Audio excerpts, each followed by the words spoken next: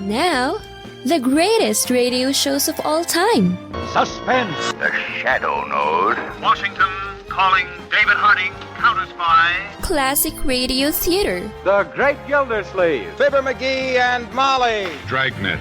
Gunsmoke. The Lone Ranger. Now, step back into a time machine with your host, Wyatt Cox. Good evening, friends of the Inner Sanctum.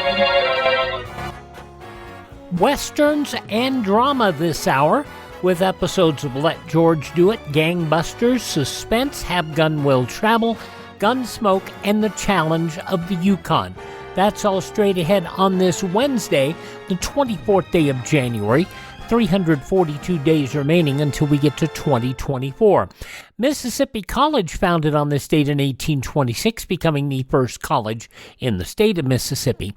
In 1848, James W. Marshall found gold at Sutter's Mill near Sacramento, the beginnings of the California Gold Rush. In 1908, Robert Baden-Powell began the Boy Scout movement. In 1927, director Alfred Hitchcock released his first film, The Pleasure Garden, in England. In 1943, Franklin Roosevelt and Winston Churchill concluded their Casablanca Conference.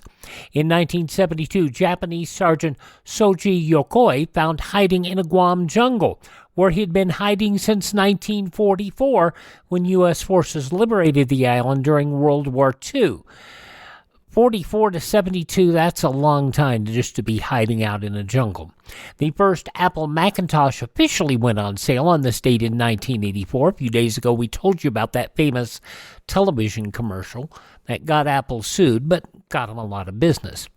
1986, Voyager passed within 81,500 kilometers or 50,000 miles of Uranus. Not my Uranus, never mind. It is very likely that there will be not be another mission to Uranus for a couple centuries. And so this is it. This will be in the history books. This will be in the encyclopedias for the next couple hundred years. Honest to goodness, that's why I love the folks at Uranus, Missouri. They have a fudge plant there, and the I become a 12-year-old whenever the mention of the planet Uranus comes around. 1989, mass murderer Ted Bundy executed in the electric chair at Rayford Prison in Stark, Florida. Well-meaning, decent people will condemn behavior of a Ted Bundy while they're walking past a magazine rack full of the very kinds of things that send young kids down the road to be Ted Bundys. That's the irony. He received 2 death sentences for 3 murders in Florida, the exact number of murders thought to be more than 30. In 1998, Pope John Paul II visited Cuba. The Pope and Fidel Castro now on the platform as the Pope greets the crowd, waving with his right hand, the crowd in turn waving Cuban and Vatican flags. Reporter Jim Hickey. In 2003, the Department of Homeland Security also began operations. The law creating the United States Department of Homeland Security comes into effect. And now this department has its first secretary, Thomas Joseph Ridge. President George W. Bush. It was on this date in 2006, Disney agreed to purchase Pixar in an all-cash deal, making Steve Jobs the largest shareholder in Disney. Making great content is the most important thing we can do as a company, and making great feature animation is incredibly important. If you look at the history of the company, during the periods of time that we have been at the top of our game in feature animation, the company has really flourished. 2011, Jared Lee Lautner pled not guilty in Phoenix to federal charges he tried to kill Congresswoman Gabrielle Giffords and 2 of her aides in a Tucson shooting rampage that claimed 6 lives.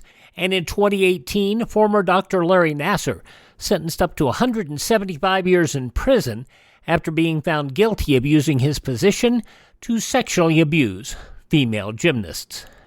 Among those passing away on this date in history, the founder of the Bolshevik Party and father of the revolution, Vladimir Lenin, Prime Minister of the UK, recipient of the Nobel Prize in Literature, Winston Churchill, fine actor J. Carrol Naish, one of the Three Stooges, Larry Fine, film director George Cukor, also the founder of Scientology, L. Ron Hubbard, actor-singer Gordon McRae, Supreme Court Justice Thurgood Marshall, and actor Pernell Roberts. Birthdays today among those who are no longer with us include Ernest Borgnine, evangelist Oral Roberts, musician Warren Zevon, actor Mike Belushi, and wrestler Mike Awesome. Hi, this is Jeff Foxworthy. It is now time for the birthday announcements. The following people are now officially older than dirt. Cajun fiddler Doug Kershaw is 88 years old today, still making music at the age of 85. Ray Stevens. 1974. Don't look, Ethel! It was too late. She'd already got a free shot. Grandstand. Right there in front of the home page. Well, yes, they call him the street. Here comes the gig. Who's that with it? Echo. Is that you, Echo? He's just as proud as he can be. What do you think you're doing? He gonna give us you get your coat on. Well, yes, they call him the street. Echo, where you go? He likes to show off his physique. Echo, you shameless bastard! If there's an audience to be... So much great music from the great Ray Stevens, 85 years old today, turning 83, and a voice that has been silenced by disease and all of that. Oh, the wonderful Neil Diamond. 1979. September morn, we danced until the night became a brand new day. Two lovers playing scenes from some romantic play. September morning still can make me feel that way.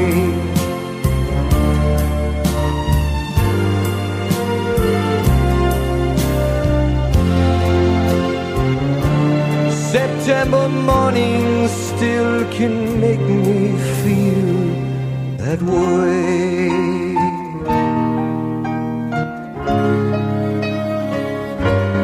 From 1979, September Morn, Neil Diamond. His 30th top 40 hit in the U.S., September Morn, Neil Diamond. 83 years old today. Also, singer Aaron Neville is 83. The very funny Russian comedian Yakov Smirnoff turned 73 today. I remember going to a doctor in Russia, and it was a different kind of a doctor. You know, they don't do preliminary tests. They go for autopsy. And it hurts, you know? So when I came to America, I figured I'll go to the doctor that advertises the most. Dr. Pepper. But he was in a can, so that didn't work out. So then I looked in the yellow pages, and I'm trying to pick the doctor, but there's so many different kinds. And I see a gynecologist. So I figured, I'm a guy. So I go there, and I'm sitting in the waiting room, and all those other women sitting there, and the nurse looks at my beard and she says, "Hormone problems?" So she sends me to a regular doctor, and there, this was something unusual to me. The nurse is asking all these questions like, "What's your history?" And I said, "Well, it was Khrushchev, then it was Brezhnev." She said, no, what makes you sick? I said, "Khrushchev, Brezhnev." She said, no, I mean, like, have you had, like, chicken pox? I said, no, but I had chicken McNuggets. She said, chicken pox are better for you. And he's right. Yakov Smirnoff, 73 years old today. Here you have American Express card. Don't leave home without it. In Russia, we have Russian Express card. Don't leave home.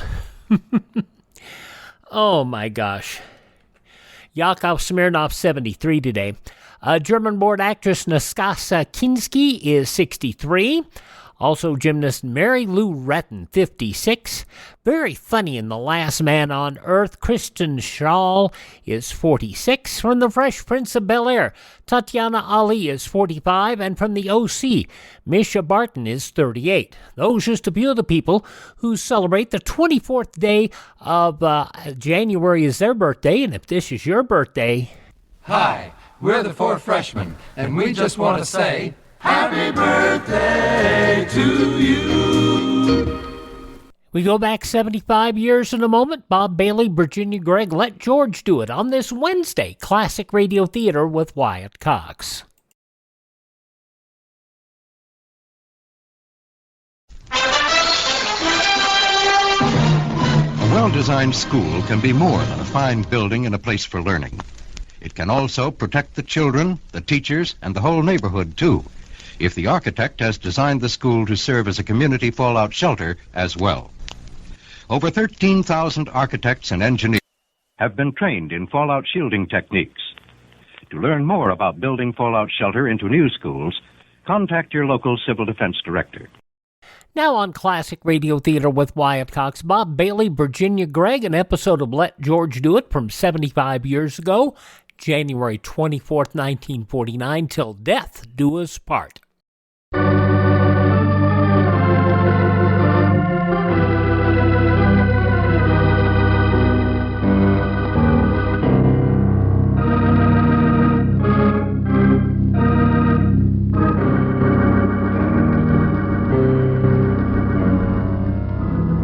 Standard of California, on behalf of independent Chevron gas stations and standard stations throughout the West, invites you to Let George Do It. Till Death Do Us Part, another adventure of George Valentine. Personal notice, changes my stock and trade. If it's loaded with dynamite and has to be kept confidential, you got a job for me, George Valentine. Write full details.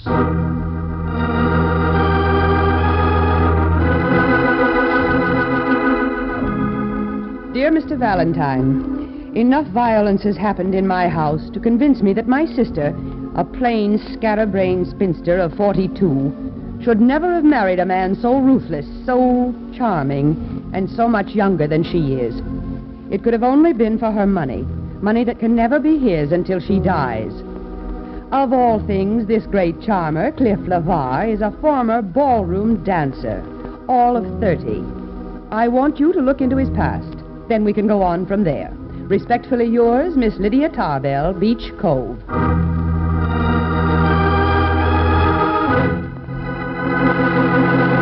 Come on, Max, come on. Miss Brooks and I have to make a train out to Beach Cove tonight. Now, take it easy, Georgie. I'm a theatrical agent, not a magician. Well, what did you find out about LeVar? All day I've been picking up information on this LeVar character. My secretary's got writer's cramp, and she's still blushing. Your secretary, Max? Huh? Oh, yeah, who am I kidding? Who's got a secretary? But there was That's a time okay, when... friends. You don't have to put a production to get a fee out of me. It'll be the usual sawbuck. And don't think it ain't worth it. Long-distance calls, telegrams, underworld characters who charge you an arm and a leg just to say hello. All that I went through. Max? Oh, yeah, who am I kidding? So I went down to the lobby, made a telephone call for a nickel.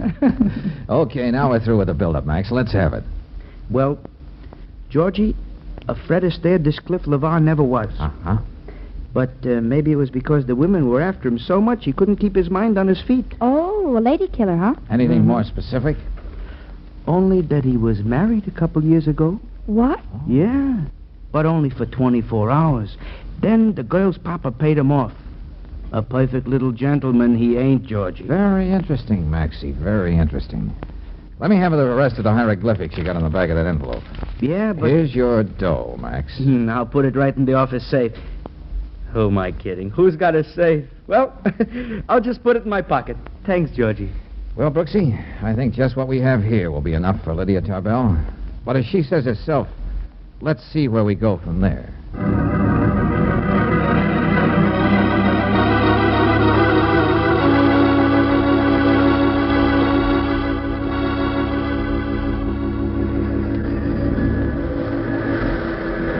Beach Cove, folks. Beach Cove. Well, this is it. Come on, Angel. Okay. Gosh, I hope we can find a cab, George. Can't see a thing in this fog. All aboard! You stay here, Brooksy. I'll talk to the station master. Okay, but hurry up. This fog isn't making my cold any better. Wait a minute, you. Huh? You're Valentine, aren't you? Oh, now, shucks. I thought this was one time I wouldn't have to give out autographs. What did you say your name was, Junior? Get out of here, both of you. There's another train back to the city in an hour. You know, I'm sure the Beach Cove Chamber of Commerce isn't going to like this. What do I have to do to convince you people I'm not being funny? Valentine, stay out of my life. I'm warning you. If you come between me and Edie, I'll kill you. A man and his wife should be left alone. Now, that's a nice, brave speech, Clifford. But you'd better get out of my way. I have an appointment with Miss Tarbell. I told you what you'd better do. George! Hey, look, Nijinsky, how would you like an overnight bag right in your face? Put that down, lady. Ouch! Oh, hey, let go of her, LeVar. Valentine, I've been reduced to eavesdropping. I know why Lydia wants you here. She's got this crazy idea that I want to kill Edie, but I'm telling you... I told you to let go of her. Go! Yeah, you would have done better if you brought your dancing shoes along, Buster. I can take care of myself. Everybody thinks I'm just a pretty boy. A pushover. I can take you anytime. Well, okay. Don't hit him again, George. I was mad enough to kill you, Valentine. But that wouldn't have done any good. I realize that now. Just don't make me do anything foolish.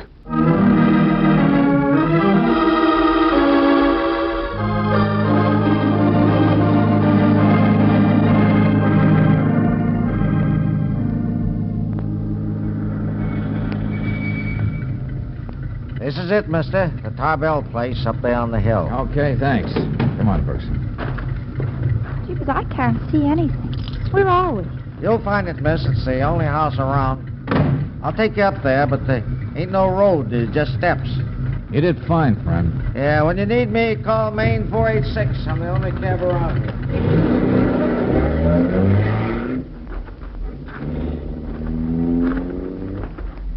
It's this way. I've been waiting for you long enough. Where did you come from? Just follow my flashlight up the hill, or you'll break your necks. Well, this is hardly a cheerful welcome. And would you be calling this a cheerful house? You ought to know. You know why you're here. Don't tell me you've been eavesdropping, too. You're talking about Mr. LeVar, aren't you? I seen what you done to him, Mr. Valentine. Must have been a mighty big poke you gave him in the face. Too bad I can't stop and congratulate you. Say, who are you anyway? Me? My mother said I was a descendant of the kings, a prince of the earth. The one and only Damien Michael O'Flaherty. Presently a servant. Watch your step taking this turn here. I can see we're coming to the house. What's that light down there in the bay? That would be the pride and joy of the Tarbell sisters. Their cabin cruiser. There ain't a Sunday goes by that don't see them out in the bay in it. You don't seem to approve. Me? No. I don't like hard, cold things that make boats run. I'm a stableman. That's why their father brought me here from Ireland as a boy. Uh-huh. Well, let's keep moving, Buster. Horses. Living, glorious things that coil or rile up against you under your very touch. Sensitive creatures. Like Miss Edie. What was that, Damien? Yes, Miss Edie. She's never been free to live her own life, to love and to breathe as she pleases. And now you're here to make things even worse for her, aren't you? Hey, look, Damien, take that flashlight out of my eyes. I met one pugnacious character tonight, and that's enough. I'm just telling you. Don't do anything to hurt Miss Edie, or you'll have me to account to. I'll remember that. And remember this, too. You won't find me coming home like a cringing dog with his face half beaten in. Come on. What was that? Miss Edie! Was that you? Miss Edie! Hey, we'd better keep up with this, Brooksy. Yeah. It's all right, Damien. I'm not hurt. You can go back to your place now. Just as you say, Miss Lydia. Good night. Miss Tarbell? Yes, Mr. Valentine. This is Miss Brooks. How do you do? You really must forgive me. I'm not used to cement flower boxes falling and missing me by inches. Lydia, what happened? I was just behind you coming downstairs and suddenly... Oh! You were almost killed. How observant, Edie. But now you go inside. I want to talk to these people. Just a minute, Mrs. LeVar. Did you see your husband since he came home? What? Oh, yes, he wasn't feeling very well. That we know, Mrs. LeVar. So he went upstairs to his bedroom. Now, look, I don't want to pry, but would his bedroom happen to face the balcony where this flower box was? Yes, that's right. But what are you trying to say? Cliff would never do anything like that. That's what you're all thinking. I know it. Edie, stop this. Stop it this minute. You hate Cliff, Lydia. That's why you hired this man to spy on him. Why, Lydia, why are you doing this to me? Because I love you. I want you to be honest with yourself. Admit there's only one person in the house who could have done this. And it wasn't meant for me, Edie. It was meant for you. Cliff's good and kind, and he really loves me. But you won't believe that. I hate you. Mrs. LeVar, please. I think your sister is right. Let's go inside. No, take your hands off me. I've got to tell her now just how I feel. Let go of her, Brooksy. Maybe it's best if this whole thing comes out in the open. I don't mind speaking my mind. Oh, yes, it's always your mind. You're the one to say what's to be done with Father's money. But when you die, your half goes to your husband. Cliff knows that. It's the only thing he wants from you, your money. Tell Mr. Valentine whatever you want. But Cliff married me because he really wanted me. Nobody ever felt that way about you. Edie. That's why you're doing this to me. You're jealous. Mr. Valentine, there were 2 other near accidents like the one you've just seen. You did say in your ad that if a situation is loaded with dynamite, it's your kind of a job. Oh. Brooksy, I told you to use restraint when you write those ads. Well, when I mentioned dynamite, I didn't think everyone was going to walk around with matches. Well, Mr. Valentine? Well, you know, Miss Tarbell, I've already walked into so much tonight, I don't think I could force myself to walk out.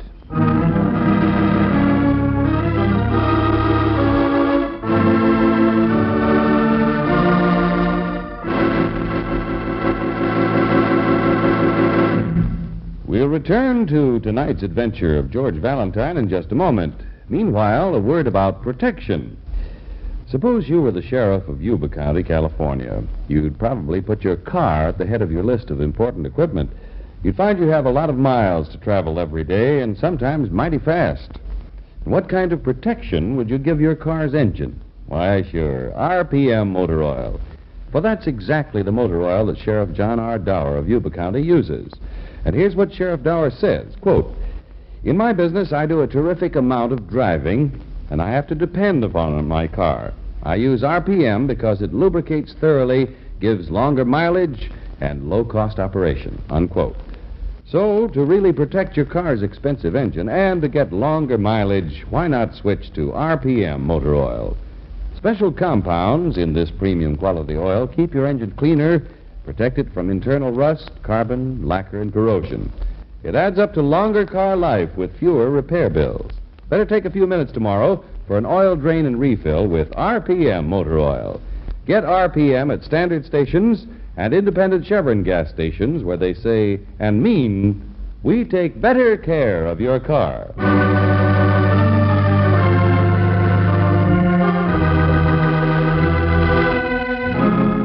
And now back to tonight's adventure of George Valentine.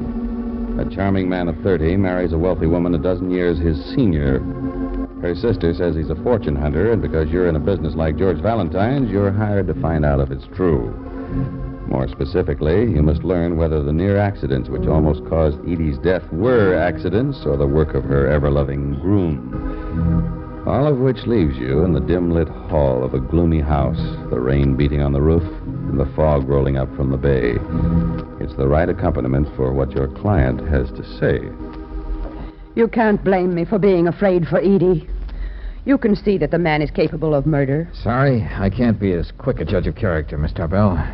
Suppose we talk all this over in the morning. Well, I think that would be best. Perhaps. I may be a little over-emotional about this. Miss Brooks, your room is right there down the hall. Thank you. And yours, Mr. Valentine, is directly across the hall. Just one moment, Miss Tarbell. Yes? Let me get one thing straight. You said that as long as Edie is alive, you and only you have control of the family money. Just what did you mean? Exactly that. But when Edie dies, her half of the money would go to her husband, or her children, if any. Yes, Miss Tarbell. Isn't that rather unusual? What's so unusual about giving me, the older sister, the right to exert her better judgment? Unusual? I think not. I'm sorry. If I thought Cliff was the right man for Edie, I'd gladly give her half of the estate. But frankly, Mr. Valentine, with this report you brought me, do you think he is the right man? Good night. Night. See you in the morning. Oh, that boat ride you promised us tomorrow. I doubt if we're going to have the right kind of weather. Edie and I haven't missed a Sunday morning on the boat for years. Good night again. George, hold me close a minute. Oh, hey now. What's this all about, Angel? Well, I don't know. Maybe it's just the house. It seems so full of hatred. And the fog and the rain outside. Oh, no, look, honey, I'll be right across the hall here. There's nothing to worry about. Okay. Go ahead, sleep What well, have I Bugsy. done with my life? 40 years gone. George. No happiness. That's Edie. Yeah. Hey, look, Angel, go in to see her. Try to calm her down. Find out what's wrong with her now. Okay, but where are you going? Just down the hall. I think it's about time Clifford was in the mood for a little conversation piece with his Uncle George.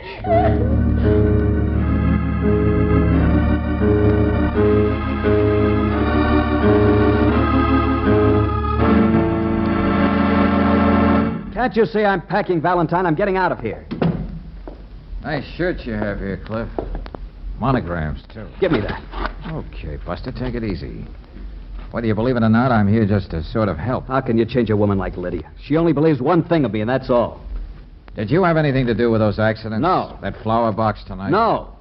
You think anything else of me, but I don't go around trying to kill people. I've got to make a train. I gather you've already told Edie. That's why she's there sobbing in her room. She brought this all on herself. She's willing to let Lydia run her life. For me, I can live in a furnished room, be a short order cook. Uh-huh. Aren't you forgetting something, Bud? Lydia and her money. She doesn't trust banks, so she has all that cash, negotiable securities, jewels, right here in the house. All right, so she's eccentric. But I still want to talk to you. Lydia's afraid I'll go skulking from room to room, ripping up mattresses, digging up the cellar to find the family fortune. But she doesn't have to worry. I'm on my way. Now, you read that very well. But there's just one little thing you forgot to mention. Get out of my way. That time in Boston, you married a debutante.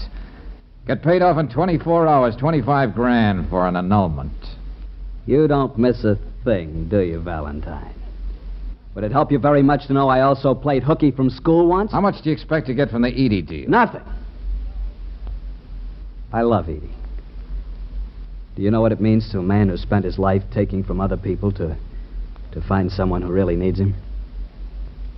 All I have to do is to say her name quietly and her eyes light up. She's happy. Actually beautiful. And you know something? It makes me happy. Happier than I've ever been in my life. You know, I'm almost inclined to believe you. Look, do me a favor, Cliff. What's that? Be around for tomorrow. Lydia's got her heart set on that boat ride. I want you to be along. Is that a request or something I have to do because you know I have a glass jaw? Okay, think of it any way you want. But I hope to see you in the morning. Hey, wait a minute. Before you go, Valentine. Yeah? That 25 grand you were talking about. I didn't even keep it overnight. I bet it on the worst horse at the track. Very careless, No, I didn't want that kind of money. Money your father's willing to pay because he doesn't think a man's good enough for a decent girl. Have a good night's rest, Cliff. I gotta go now. If I stay, I might even begin to like you. Why are you so startled, Miss Tarbell? You've got the right to walk up and down the halls of your own house and listen at keyholes. I don't have the slightest intention of apologizing. Well, I'll tell you the truth. I'm glad you heard what Cliff had to say. I'd like to see what you're going to make of it. Edie, I was just trying to talk to you. I've got to tell Lydia how I feel. If I don't do it tonight, she'll have me under her thumb again tomorrow. Hold on, Edie. But Just what did you have to say, Edie? He's leaving me because of you. You made this thing happen. You've been out in the rain, and you're hysterical. Yes, I was out in the rain, walking around, trying to think about my own life for a change. Oh, come on back to your room, Edie. You've got to get into bed. We'll talk about everything tomorrow on the boat. How can you talk about boat trips when you've just destroyed the one thing that means more to me than life itself? Maybe after tomorrow things will be different. Now, good night, dear. Well, this is the first time you've kissed me since I married Cliff. Brooksy. Yeah. Come on, Edie. But that kiss isn't going to make up for everything you've done to me. You're planning something right now. I know you. This is an unholy way for two sisters to be acting toward each other. What are you doing here? Making your rounds, Damien? I saw the lights were blazing. That's no more than a good servant should do, but to inquire. Very loyal of you. But there's nothing you can do. Maybe not. But even a servant has the right to speak his mind once in a while, Miss Lydia. Now, look, why don't you get going, friend? Can't you see you're not helping anyone? What makes you think you can put your hands on me, Valentine? I've got something to say, and I'm going to say it. Very well, Damien. Go on. I know I don't look it, but I hate any kind of suffering and pain. Hate it so much that I can even bring myself to put a bullet through a horse's head when I know there's no hope for it. Come on, get to the point. I mean, to spare pain to anyone I love. I can be a brutal man. I hope that's clear to everyone.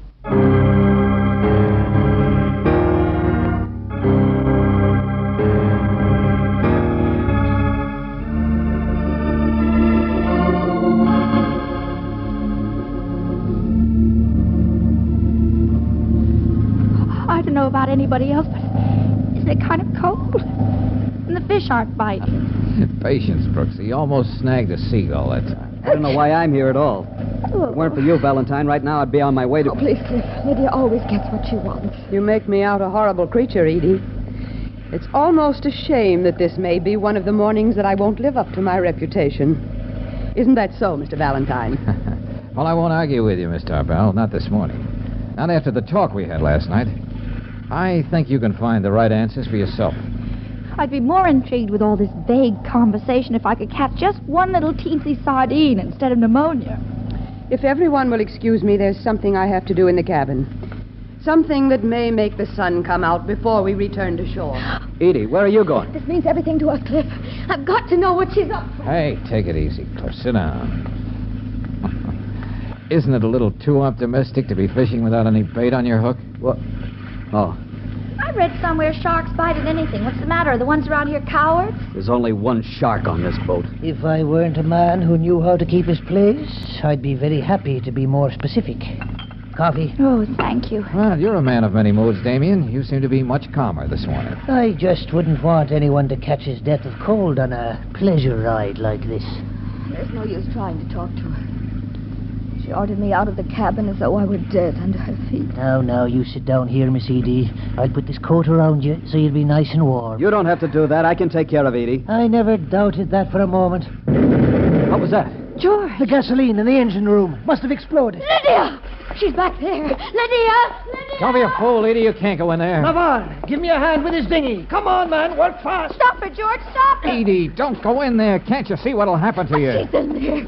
I've got to save Nobody her. can save her. Nobody can get through those flames. Let go of me. That fancy little extinguisher on the wall is going to help. Give it to me. No. I'm doing all I can. Why don't the flames go down? It's too late, I tell you. The flames are getting worse. Come on, we're getting out of here. If I have to carry you, give me that extinguisher. You don't understand. Shut up. Hurry, Valentine. I've got the dinghy ready to take us off. Hurry.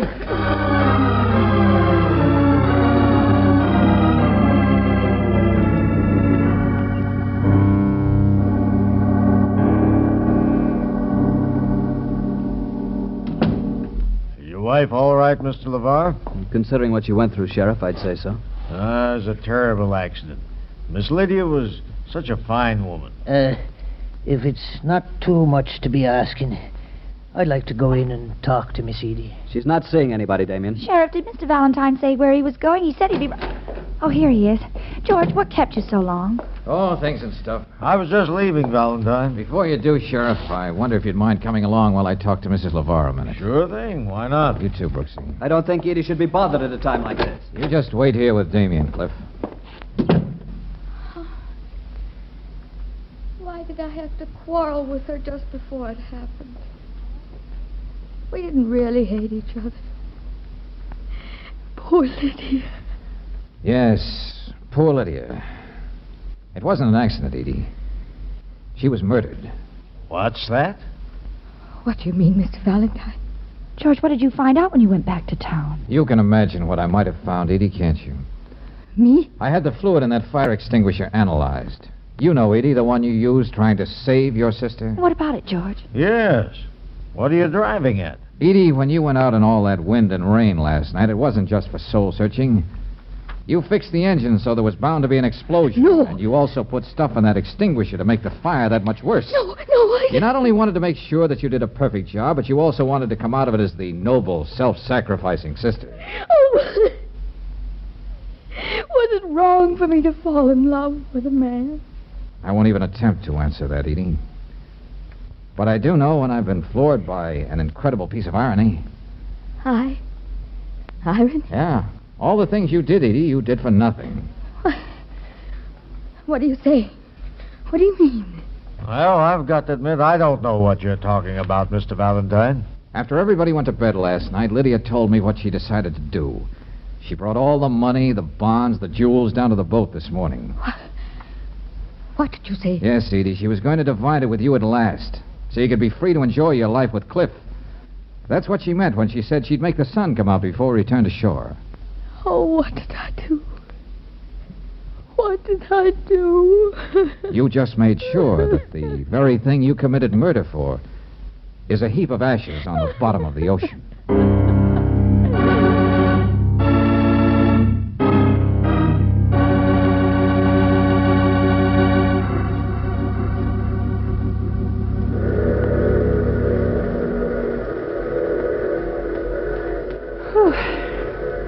Oh, I'll sure be glad to get back to town, George. Hey, I can hardly see you in this fog. Yeah. Well, at least the train seems to be on time. You know, I could never quite make myself believe Cliff really loved Edie. Oh, but he did, Brooks, he did. And when Lydia overheard what he said to me in his room last night, well, that convinced her. Golly. When you think of it, all those accidents. Uh-huh. It was Edie who made them happen, and it was Lydia who was in danger. Well, that's what struck me right from the beginning. Whenever things happened, both sisters were around. I asked myself, why take it for granted Edie was meant to be the victim? Darling, I'm going to love being the mother of quiz kids. You know, I think I'm going to kiss you. In fact, I've made up my mind. Why, Brooks? Yeah, it's lucky you're smoking a cigarette or I wouldn't be able to see you. Oh, darling. Well, gee, thanks, lady. Huh? That was swell. Too bad I gotta catch a train. What? Oh, I meant to tell you, Angel, I wasn't smoking.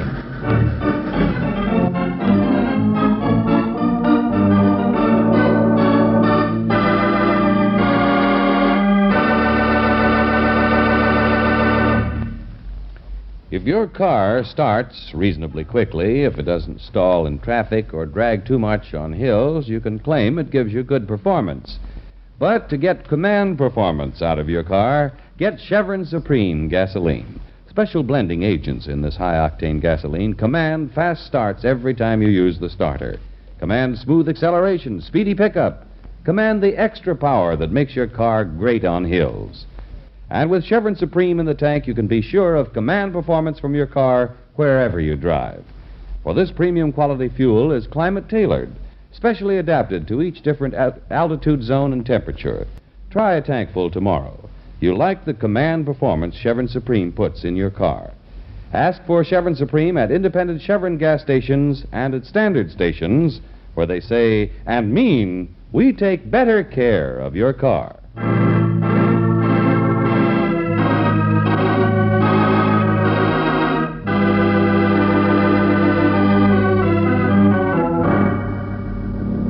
Next week at this time, when you join us in George Valentine's office, you'll hear him saying... No, I'm not trying to put anything over on you, Lieutenant.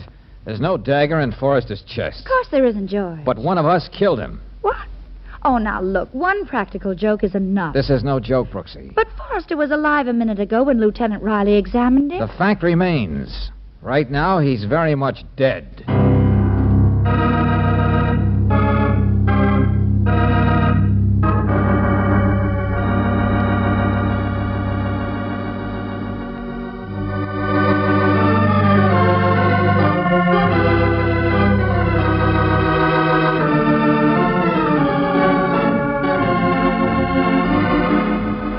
Tonight's adventure of George Valentine has been brought to you by Standard of California on behalf of independent Chevron gas stations and standard stations throughout the West. Let George Do It stars Robert Bailey as George with Francis Robinson as Brooksy. Tonight's story was written by David Victor and Herbert Little, Jr., and directed by Don Clark. Also heard in the cast were Georgia Backus as Lydia, Lorene Tuttle as Edie, Harry Bartell as Cliff, Bob Dryden as Damien, Jack Prussian as Max, and Victor Rodman as the sheriff. The music is composed and presented by Eddie Dunstetter. Your announcer, John Heaston. Listen again next week, same time, same station, to Let George Do It. This is the Mutual Don Lee Broadcasting System.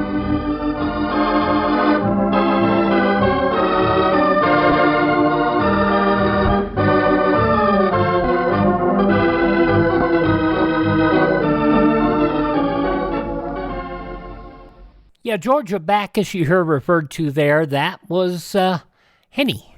That would be also the wife of Jim Backus.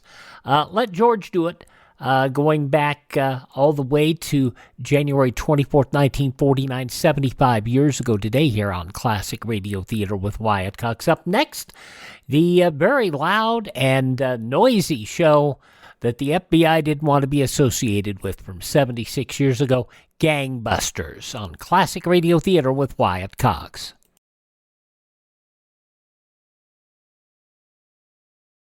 A well-designed school can be more than a fine building and a place for learning. It can also protect the children, the teachers, and the whole neighborhood, too, if the architect has designed the school to serve as a community fallout shelter as well. Over 13,000 architects and engineers have been trained in fallout shielding techniques. To learn more about building fallout shelter into new schools, contact your local civil defense director. By the way, if you want to hear some of the stuff or read about some of the stuff that we've talked about here as far as civil defense goes, we've got a link in our podcast description here, civildefensemuseum.com. At civildefensemuseum.com, you can see a lot of that old stuff. Some of it still relevant today. Now, we go back 76 years. I've told the story before about how Phillips H. Lords really ticked off J. Edgar Hoover with the loud and brash nature of G-Men back in the 30s. So he rebranded the show Gangbusters and still did the show the way he wanted to. This episode from 76 years ago, January 24th, 1948, The Case of Joe Fletcher. And now, in cooperation with police and federal law enforcement departments throughout the United States, the only national program that brings you authentic police case histories. Tonight, the case of the horse race hijackers who found a bulletproof racket to rob Peter without paying Paul, but who learned too late that the law itself is bulletproof. And now to Gangbusters and facts that show the operation of our law enforcement officials in their war against the underworld. Gangbusters has asked John J. Sullivan, former Chief of Detectives and Deputy Police Commissioner, City of New York, to narrate by proxy tonight's case. The inside facts in the case of the horse race hijackers. Commissioner Sullivan, I know the gang you're going to tell us about tonight was one of the most troublesome the New York City police have run up against in recent years. That's right, Don. Detectives in Brooklyn had a difficult time. Although they suspected numerous crimes were being committed by this gang, there was never so much as a complaint from a victim. No complaints? That sounds odd. Suppose you tell us about it, Commissioner. Well, Don, I think it'd be best to start last summer. On a side street in the busy Flatbush section of Brooklyn, there was a small delicatessen store. One morning, as the proprietor was about finished waiting on one customer, another man opened the door and walked in. Hiya, Gus. Oh. Yeah, I'll be with you in a moment, Rico, when I get through with the customer. Yeah, take your time, Gus. Let's see, mister. Beer, cheese, rolls, anything else? No, that's all right now. 60 and 20 is 80 and 12 is 92. Yeah, 92. Oh, excuse me a minute. Yes, go ahead. Gus Delicatessen, Gus talking. Hello, Gus. It's Mrs. Stanchik. Oh, hold the phone a minute, Mrs. Stanchik. I got a customer. Oh, okay, Gus. Well, here's your dough, mister. 92 cents, right? So long. Come again. Yeah, I'll come again. Soon. Another minute, Rico. Okay. The customer on the phone. Yeah, I got plenty of time, Gus. Yeah, Mrs. Stenchik. Look, Gus, I'll tell you what I want. Yeah? Give me 2 to win and 2 to show on Pelican in the 4th at Jamaica. Pelican 202. Yeah. Anything else, Mrs. Stenchik? Yeah, throw in a $2 bet for me on the blue and gold entry in the 7th, will you? I got it. Okay. Right, I'll talk to you tomorrow, Gus. Okay. Rigo, better I should stick to the delicatessen business. This taking bets on the ponies is getting down my nerves. You got no complaint, Gus. You get all the gravy and none of the risk. None of the risk. All I can see is cops. I thought even the customer just now was a cop. Every time that door opens, I get a feeling it's a law. The law is hot on us. I don't want no law. So what? A little pinch, a little fine. You don't even have to pay that. We pay it for you. I tell you, you're riding a gravy train. Yeah, maybe. But someday I'm going to wake up and find a skunk in the caboose. All right, then quit. Who's stopping you? Well, Rico, the money is easy, all right? Well, what are you complaining then? Let's see your sheets. Yeah, I got them all ready for you. We had a good week, a lot of bets. Mm-hmm. Yeah, it's not bad, Gus. Not bad. The boss will like this. And here's the cash take. You got your percentage out? But naturally. 20, 40, 60, 80. Put it away, Rico. It's coming somebody. Yeah. Oh, it's him. That same fella. He's back. I told you, cops, Rico. What do Quiet, Gus. I'll take a look at whatever you put in your pocket. You got no right to look at anything. Please, gentlemen, my store... Shut up, you. You're in enough trouble already. Yeah. Come on, hand it over. You'll need a warrant, copper. Copper? Do we look like cops? Hey, what is this? What's it look like? It's a heist. Get what's on him, pal. Look, you guys, you're going to get in trouble. Don't move, Rico. Please, my... That's enough out of you two. Here we are, boss, all his collections. Well, let's go. What about the cash register? Oh, no. Forget it. It's not in our line. But, boss... Forget it. Right. Don't either of you move for 5 minutes. Remember. Come on. Along, boys. Rico, I quit. I got to quit. Ordinary hold-up men is bad enough, but hijackers means big trouble. Shut up. And keep quiet about this, Gus, until I talk to the boss. If any mob thinks they can get away with hijacking us, they're nuts. That incident, Don, in a Brooklyn delicatessen store whose proprietor had a sideline of taking bets on horse races, started off a series of events which together make tonight's case. Whenever one gang of criminals fights another, the job of the police is extremely difficult. Horse race betting away from the track is a crime and is carried on undercover by racketeers and gamblers. These big shots manage to keep themselves far away from the actual transaction of the bet, and thus can seldom be touched by law enforcement officers. When a situation such as this hijacking arises, naturally the racketeers will not report it to the police. They prefer to handle it in their own way, as you'll see. But the hijackers also had plans, and they were discussing them in a tavern a few hours after their first job.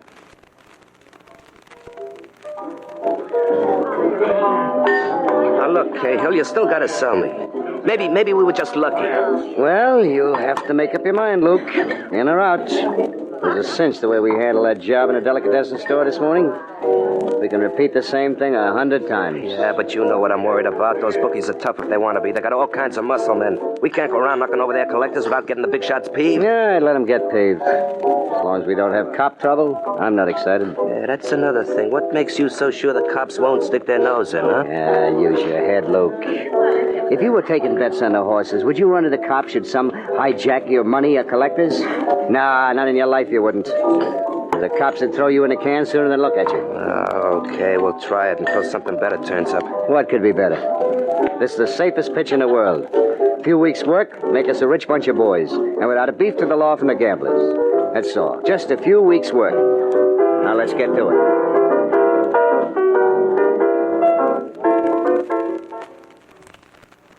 Now, look, boss. Now, could I help it? They got me tagged, that's all. Once I can understand, Rigo, but getting hijacked 3 times in a month ain't fun anymore. You talk like I was the only one getting took. They're knocking runners from every bookie in town. Yeah, things are bad all over. Here's a glass of beer for you, Rigo. Yeah, thanks. You keep your nose out of this, Stella.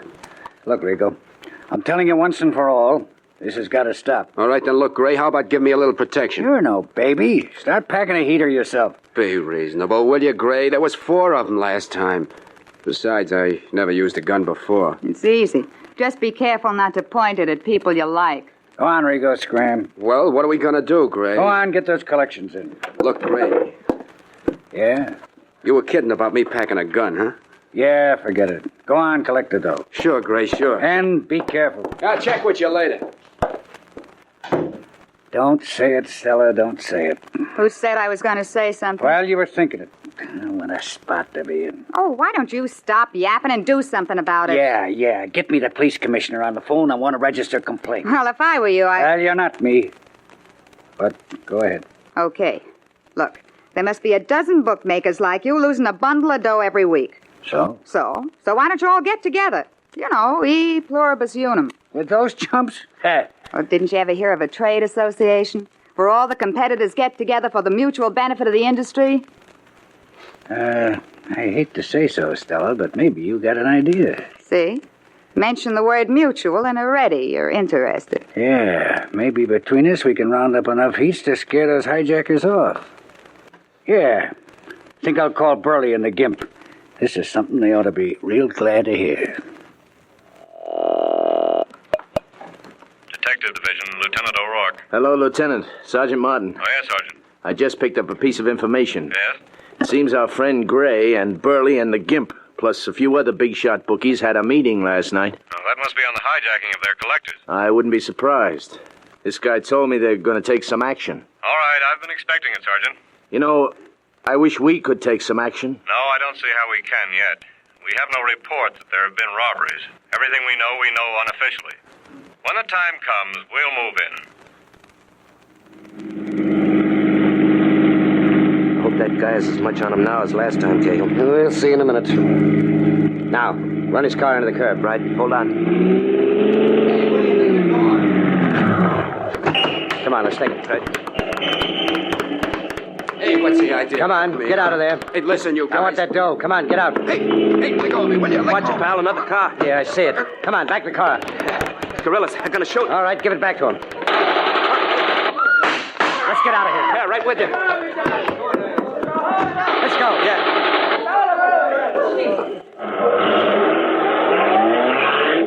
All right, straight ahead. And turn left.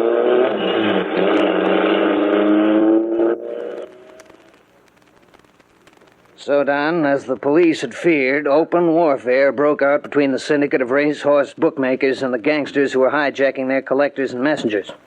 Now, with or without a complaint from the victims, it was the job of the police to bring the situation to a head. Now, back to Gangbusters.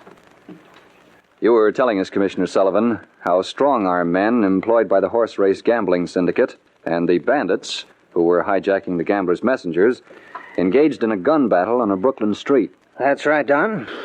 And within seconds after the shooting fray, members of both parties had fled the scene. Fortunately, no one was injured. By the time Lieutenant Frank O'Rourke, head of the squad of detectives assigned to investigate the rumored hijackings, arrived on the scene, a large crowd had gathered. All right, stand back there. Come on, Lieutenant. Right with you. Come on, open up here. Coming through. Police officers, open up. Coming through. Coming through. Step aside. All right, there. come on. Step back. Now, look, go on home, folks. There's nothing to see. It's all over. I said it's all over. Now, come on, break it up. Sergeant. Yeah, come in, Lieutenant. Get it moving out of here. Okay, right. Oh, wow. All Brooklyn must be here, Lieutenant. Any witness have a description of these men? No, nobody could say what any of them looked like. Most of the people on the sidewalk even thought the men in the second car might have been police officers. What do you make of it, Lieutenant? Go out and pick up Gray. I want to talk to him. And you think the bookies' gorillas jumped up the hijackers, huh? Yeah, maybe.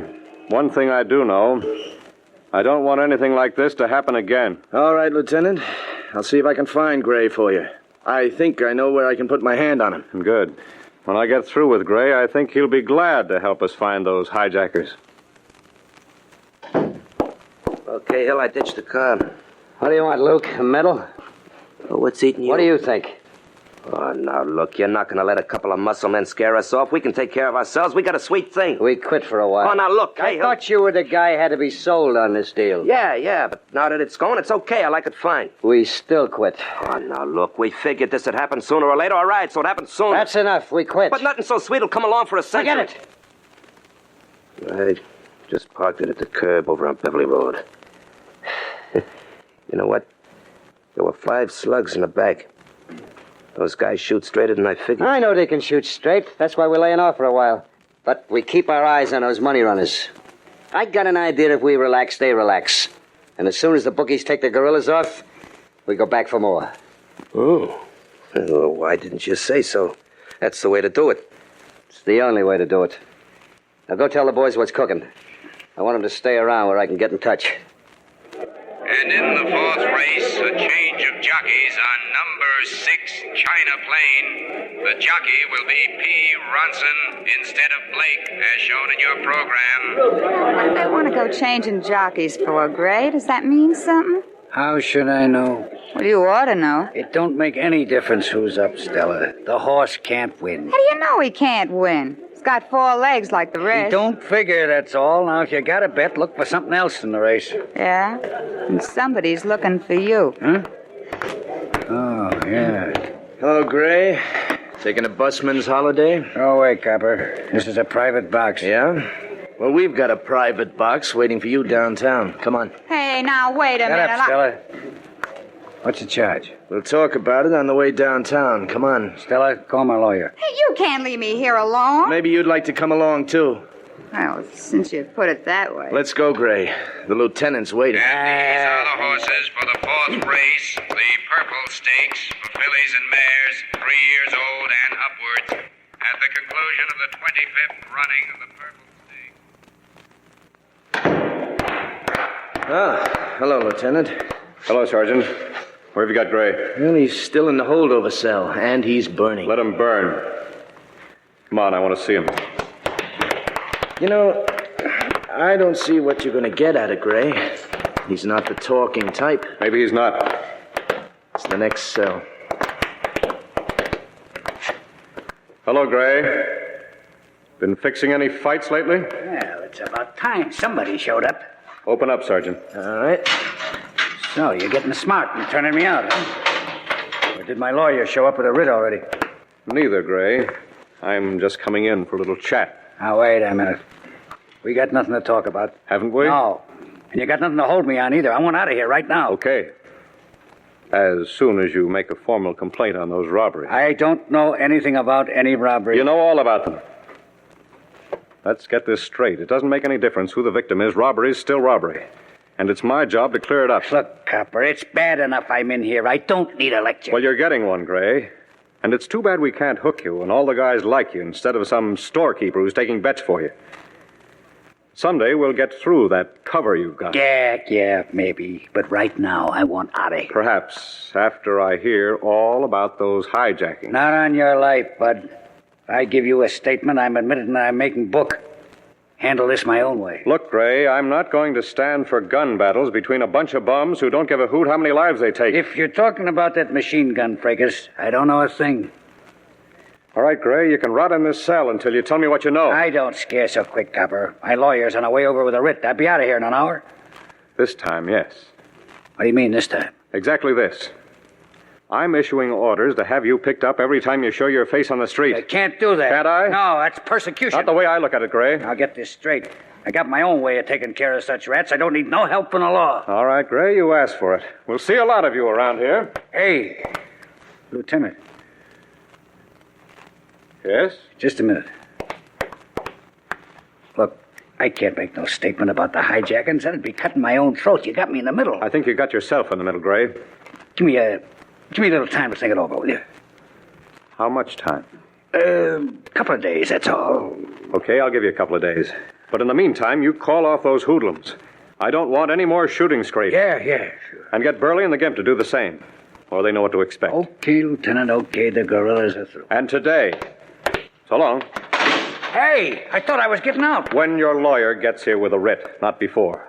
We'll be seeing you. Well, that's a fine way to treat a guy. I'm an American citizen, you know. I got some rights even if I am not here. I never seen anything like this anyway. It's too bad you got to bargain with a guy like that, Lieutenant. Bargain? Yeah. I only wish we could leave him in a cell and throw the key away. There's no bargain to it, Sergeant. Oh, no? Huh. I've got an idea. As soon as those hoodlums stop protecting the bookies' messengers, the hijackers go back to work. Ah, yeah. We catch them in the act and wash this whole case up. And I want to do the catching, Lieutenant. Yes, Sergeant. So do I.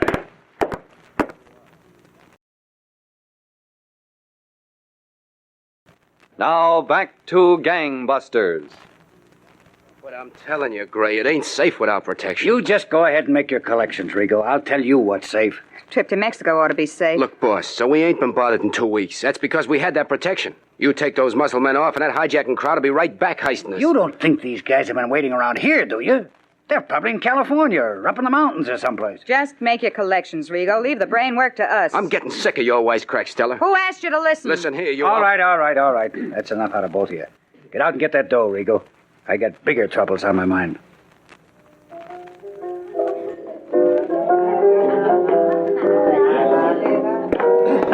Hello, Cahill. Sit down, Luke.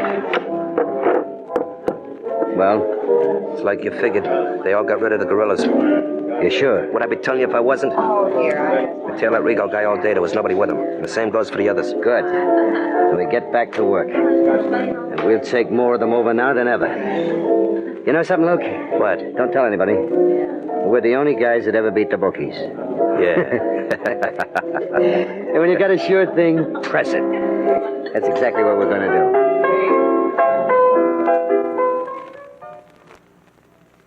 Listen, Rigo, I'm scared. If the cops don't take me for bookmaking, maybe the hijackers get me. I'm scared. Now, what do you got to be scared about? Look at me. I'm the guy they've been heisting. From the delicatessen business, maybe. I don't make so much money, but I live longer. Forget it, will you? Let's see your sheets. I got to get some more. A customer. Yes, sir, mister. Can I help you? Well, I'll wait till you get finished with the other gentleman. Well, me, I'm just a salesman. Go ahead. What do you have, mister? You got any imported Roquefort cheese yet? No, but I got domestic blue cheese. No, thanks. Wife wants imported. Much obliged. Well, you try again in a couple of days. I expect some imported. Yeah, I will. Thanks.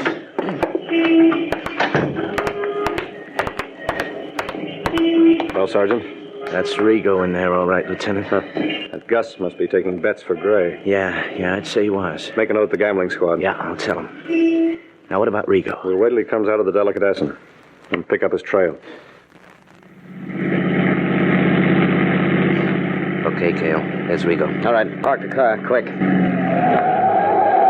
Now, you all know your jobs? Yeah, sure. All right, we'll run him into that alley. Let's go. I'll talk to him. All right, Rigo. Hey, oh, not again. Get in that alley. Look, guys. Get in there. Hey, listen, fun's fun. Don't you guys know when to stop? We haven't even started yet, pal. You can tell your boss that. Okay, this is far enough. All right. See what he's got on him. Pleasure. You guys ought to have more sense. Shut up. Hold still, you, before I take a poke at you. All right, you men. Hands up. What? Cops? Hands up. Give it to him. Duck. Come on, up the alley. Let's go. There they go, officer. They went up the alley. You all right, Rigo? Yeah, I'm okay. And stay here till we get back. Come on, Sergeant. Okay. Hold it. Up against the building. Right. This alley's a dead end. Yeah, I know. They can't get through. They've got to be waiting up at the end. Well, let's get them. All right, Sergeant. Stick close to the building and take it easy. Right with you. Okay. Hold it here a second. Yeah. All right, you men. Come out of there with your hands up. Come out of there right now. Not me, Cobra. Watch it. Stick here, Sergeant. Where are you going? There's that loading platform across the way. I should be able to see him from behind that. They may get you going across. Cover me with some shots. That'll keep their heads down. Right. Now. You okay, Lieutenant? Fine. Come out of there, you men. Not on your life. All right, Sergeant. Hold it, will you? That's enough, Sergeant. We're coming out, don't shoot. All right, come out with your hands in the air. All of you. Watch him, Lieutenant. Don't shoot, Cobra. Don't shoot, we give up. Don't shoot. Just keep walking. We're through. We're all through. That's far enough. Now keep your hands up, you. They're up. Well, they're a fine-looking bunch, eh, Lieutenant? Look, we didn't do nothing wrong. We only took from the gamblers. They're criminals. We didn't do nothing wrong. You're a little bit twisted, fellow. You're all wrong. That doesn't make the bookies right. And if it's any satisfaction to you, we'll get them, too. Now, let's go.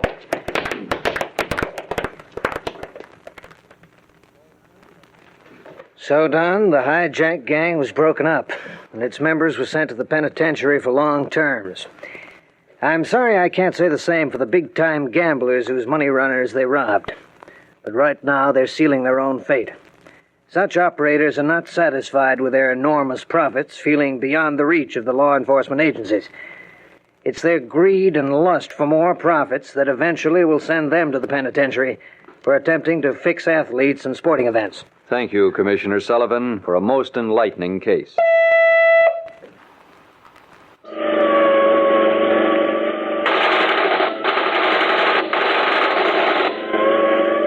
Commissioner Sullivan was impersonated by Robert Dryden. This is Don Gardner speaking. Gangbusters is a Phillips H. Lord production. From 76 years ago, January 24th, 1948, Gangbusters on this Wednesday, Classic Radio Theater with Wyatt Cox. Up next, we'll go back 64 years for an episode of radio's outstanding theater of thrills, Suspense, here on Classic Radio Theater with Wyatt Cox.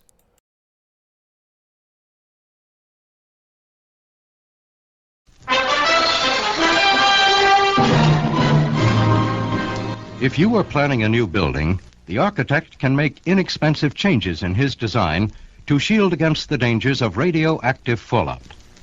This technique is called design slanting, which simply means designing for added fallout protection without adversely affecting the use, appearance, or cost of a building. To learn more about slanting, contact your local civil defense director. Classic Radio Theater with Wyatt Cox continues now as we go back to a Sunday, January 24th, 1960, 64 years ago, for an episode of radio's outstanding theater of thrills, Suspense. And now, another tale well calculated to keep you in suspense. The story is Turnabout, written for Suspense by J. Bennett.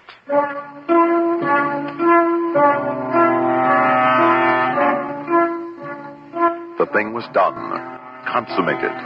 Sleep was now death, and nothing had marked the transition.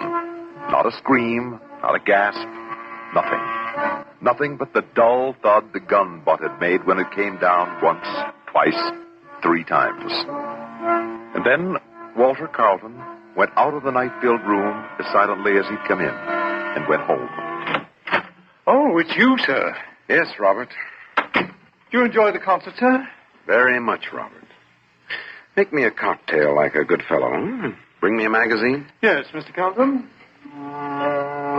He sipped his cocktail and lazily turned the pages of Esquire. Stopped at a Hemingway story, read it, and liked it. Turned a few more pages, then looked up and said, Oh, Robert. Yes, Mr. Carlton? Pack my bags for me, will you? I'm going on a trip in the morning. Oh, will you be away long, sir? That all depends, Robert. That all depends.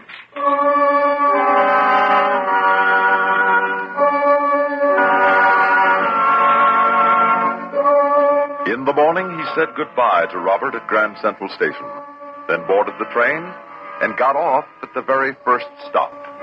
Went back to Grand Central Station, got into a phone booth and called up Martin Ross, the district attorney. It's good to hear from you, Walter. I've been rather busy, Martin.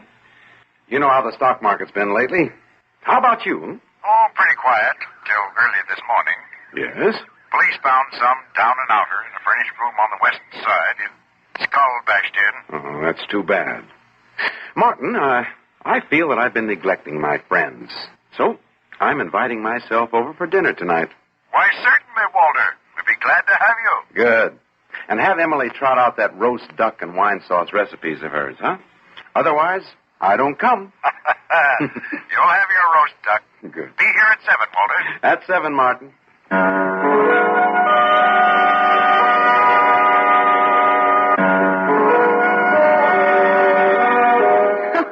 Walter, you certainly can spin yarns. Just look at Billy. His eyes are popping out.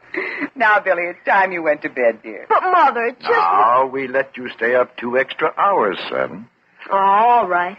Good night. Good night, Mr. Carlton. Oh, Billy, Yes? why don't you call me Walter? Uncle Walter, hmm? I think it's time you did. Can I? Of course. God. Good night, Uncle Walter. Good night, Billy. Oh, this is ideal. Rustic seclusion and yet a mere 40 miles from the city. Ideal. Yes, it is. I've always wanted this sort of life. Gets a bit inconvenient, though, when a case pops up and I have to be in town a lot. Yes, that rooming house murder. Huh? How are you progressing? Well, Emily doesn't like to hear about such things. Oh, I understand. Tell me anyway. What? Now, Walter. How are you progressing? Why are you so interested in this case? Because I am the murderer. The murderer? Walter. Walter, you're a card. Meow. Meow. What are you doing with that cat? Meow. Walter. That gun. Walter, where did you get a gun? Walter, what are you... Martin, wasn't this the way that Todd Blake was killed? Something blunt and hard brought down with force on the...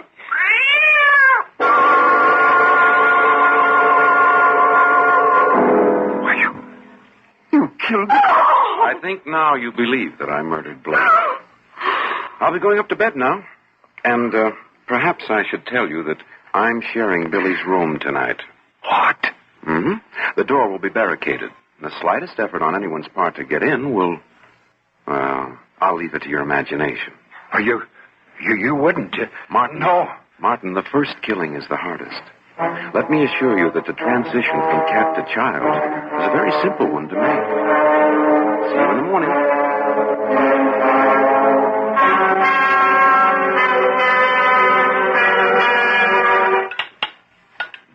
I can't eat, Martin. Oh, you've got to, Emily. He mustn't suspect. Here they come. Good morning, Martin. Emily? Good morning, Billy. Gee, but I'm hungry. Like a man-eating lion, huh, Billy? Here, you sit next to me, huh? But I always sit next to... Can I, Mother? Sure you can, Billy. Can't he, Emily? Yes. Over here, Billy, where I can keep a good eye on you, in case there are any tigers about. Billy, eat your food. Yes, Mother. Ooh, Billy? Yes? Billy, I'll bet my eggs are better than yours. Emily, they're made exactly as I always eat them. You're a great hostess. Billy, how about tasting them for me? Water, you're not going Here to... you are, Billy. Take the spoon, partner. Sure, Uncle Walter. Now eat. Billy, no! Mother, you hit the spoon from my mouth. Why? Yes, Emily. Why? It's 9:30, Martin. Aren't you going to your office? No. I think you'd better. I want you to go through your daily routine as though I were not here. I'm not leaving my wife and child alone with you. Do what you want with me, but I'm not going. Get into your coat, Martin. Emily or Billy will be in this house at all times. And the first bad move you make will be their last. How long do you think you can get away with this? Until justice is done. Justice? Until the murderer is brought to the bar of justice and made to pay the supreme penalty. What are you talking about anyway?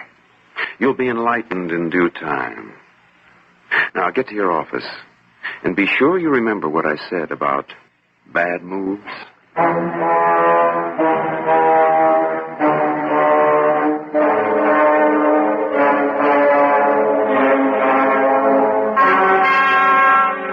What is it, Cobb? I just got something on the Blake case. We've been pumping Swenson, the janitor. He's the one who discovered the body. So? Well, this Blake wasn't too nice a guy. He and Swenson didn't get along. Almost got into a fist fight one day, and then... Hey, you're not even listening to me. I'm listening. Well, Chief, I think you should hold Swenson for more questioning. Let him go. Now, Chief, let me spell this out for you. Swenson is the one who finds Blake dead. He says he went up to ask about the rent.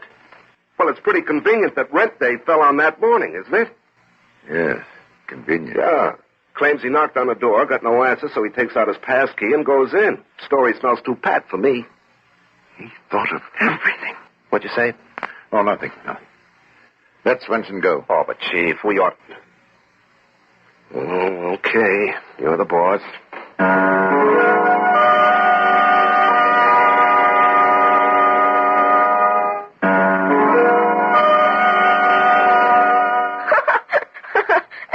happened, Uncle Walter? Well, and then the Maharaja said, Sahib, it is time for little boys to go upstairs to bed. Aww. Go ahead. I'll be up later, and we'll build the fort again. You promise? Promise. Now, say good night to Mother and Dad. Good night, Mother. Good night, Billy. Good night, Dad. Good night. Martin, do you know that Emily hates me? Tell him, Emily. Why don't you let him alone? Walter, what happened? Emily thought she'd become brave. Tried to dash a cup of tea into my face, hoping that would give her a chance to grab my gun from my shoulder holster. Emily. Stop it, Walter. Unfortunately, I was too quick for her. I sent Billy out of the house on an errand and took the hot tea kettle. And that's why she's wearing a long-sleeve dress, Martin. What?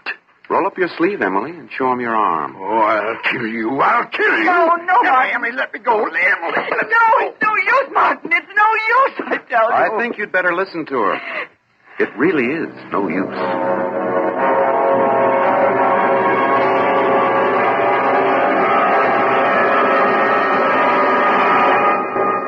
In just a moment, we will return for the concluding act of Suspense.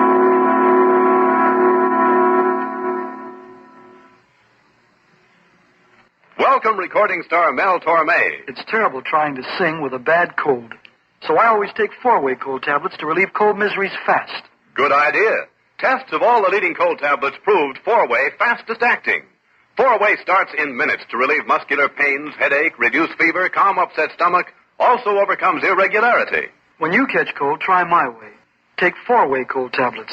A fast way to relieve cold distress and feel better quickly. 4-way, only 29 cents.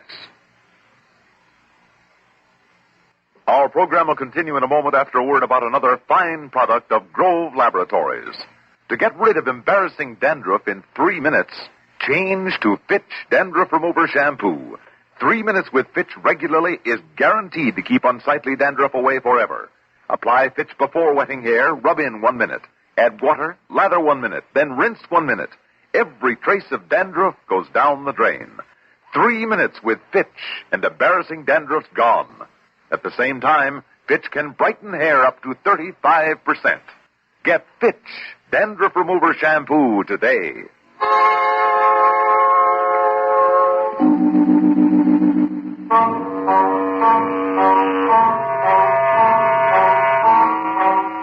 Martin, I'd like to speak to you. What do you want? You're disappointing me. What do you mean? By not bringing the murderer to justice, I'm getting impatient. You're the only murderer I can bring to justice. You're wrong. Swenson could be the man. Walter, I swear... It should be simple to steamroller a jury into a verdict. Build fact upon fact. Invent some. Should be simple for one so competent as you. Never. Never is a long time, Martin. Death is also a long time. I won't do it. Martin, listen to me. A number of years ago, before I met you, I had a wife. I was quite in love with her. Todd Blake wrecked my marriage. He was never any good. I swore then and there that when the time was ripe, I'd kill him. You waited all these years? Mm-hmm. Waited and planned. Every little detail. I'm not sending an innocent man to the chair. Then I advise you to pick up that phone and inform the police that I'm the murderer. What? But when they get here, they'll find Emily, Billy, and probably you quite dead. Don't you see, you fool, that if I'm to go, then I'll go pulling the house down with me? This is District Attorney Ross speaking. Have John Swenson picked up and booked for the murder of Todd Blake.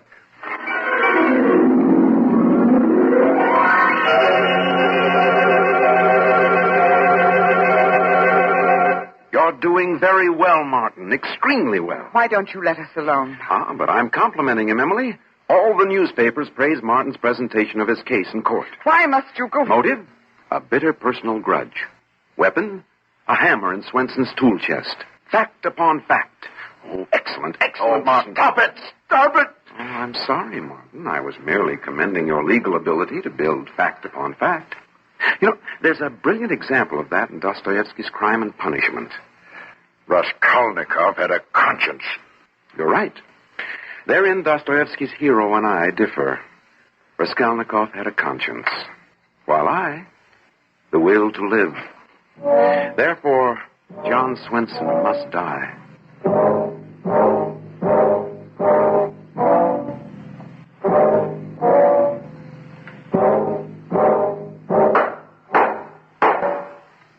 The defendant will rise and approach the bar.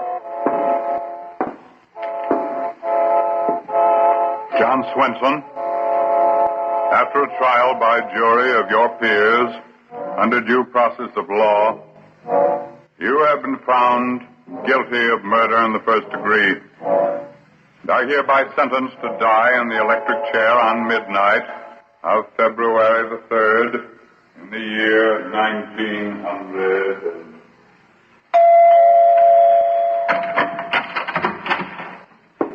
Hello, Martin. You're home early. Nothing much to do at the office. Of course. Now, let me search you before you enter. Normal procedure, you know. Go ahead. You can come in now. Emily, What is it, Martin? he's gone up to sleep now. Yes? Emily, there's a gun in the driveway hedge. I hid it there before I came in this evening. Martin. I'm going out to get it. When he gets up in the morning, somehow or other, I'll kill him. Don't go out there, please. I'm not standing for any more. I'm getting that gun. No, Martin. He's too smart for it. This time I'm smarter. He's upstairs with Billy. He won't even know I've gone out of the house. He'll know. Walter always knows. I'm taking that chance. I'm getting it. Please, Martin.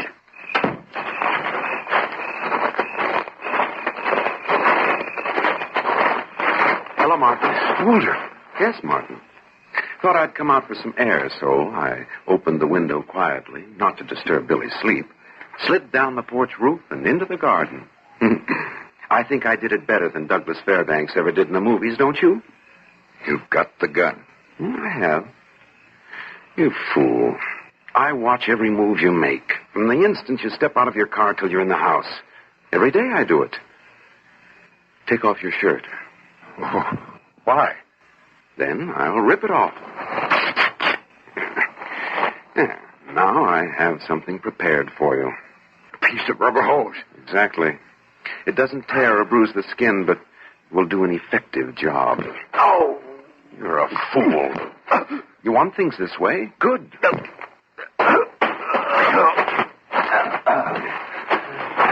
Get up. Come on, get up. That's it. Now, get onto the house. Go ahead. You feel as though your back and ribs are broken. It's hard to breathe. Did it pay, you fool? In a few more days, I'll be out of your life for good. Now get into the house. Get in. Martin! Oh, Emily. Oh, my darling. Take him upstairs. Phone his office in the morning and tell them that the district attorney won't be in for a few days. He has a cold.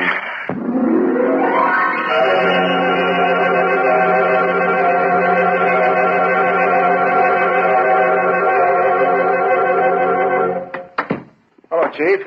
Good to see you back in the office again. Hello, Cobb. How's your cold, better? Cold? Oh, yes, it's better. You look all worn out. I'm all right. Swenson case getting you down? He gets the works tonight, you know. I said I'm all right. Oh, you can't fool me, Chief. Been with you long enough to know how you feel whenever you have to send somebody to the chair. You're too good a guy for this grind. I'm a good guy, eh, Cobb? None better. Oh, Swenson's mother's in town. What? Yeah, it seems she got wind of what's happening. She was up to visit Swenson. Yes? Been trying to see you, but I had the boys shoo her away. Nice little old lady, about 80 or so. Feel sorry for her. I don't want to see her. I don't want to. Sure, Chief, I understand. Oh, you understand nothing. You... Oh, I'm sorry, Cobb. My nerves are shot. I'm going home. Take it easy, fella, huh? Cobb. I want to tell you something. It's no use. Well? Oh, it's nothing, Cobb.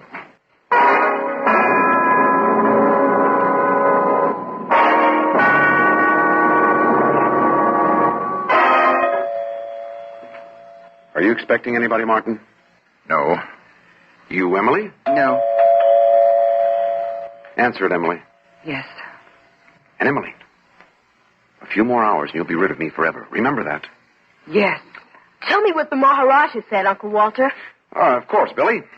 Now, when the Maharaja started speaking, I took out my gun, as I'm doing now. Walter. Merely telling the child a story, Martin. A story which may have a tragic ending. So, Billy, the Maharaja said to me, Sahib, I have never seen such shooting in my born days. Why, that tiger was a full mile away from you, and yet... A mile? Yes, that's right, Billy. I was riding along on my elephant, Punda, when I saw, dim in the distance, the fierce form of the man-eating tiger. Gee. I unslung my rifle and started to adjust the sights when... Yes, Emily? It's Swenson's mother. What? What does she want, Emily? To speak to Martin. She won't go away. I won't talk with her. I don't want to see her. Of course you won't talk with her, Martin. The way you are tonight, your tongue's likely to go off like a half-cocked gun. She never saw you, so I'll substitute for you. I don't want to see her, I tell you. Relax, Martin. Just as soon as you know Swenson's beyond saving, you'll be yourself again. In time, you'll forget he ever lived. Where is she, Emily? In the living room. Come along. Uncle Walter, you didn't finish the story. I'll finish it, Billy. All right, Emily. Just let me look over your shoulder into the room. Mm-hmm. And now I'll holster my gun, and we'll go in. And Mr. Ross? Yes. I'll just close the door, Mrs. Swenson, so we won't be disturbed. This is Mrs. Ross. Now, what can I do for you, madam? Mr. Ross, isn't there something you would do for my son? No, nothing, Mrs. Swenson.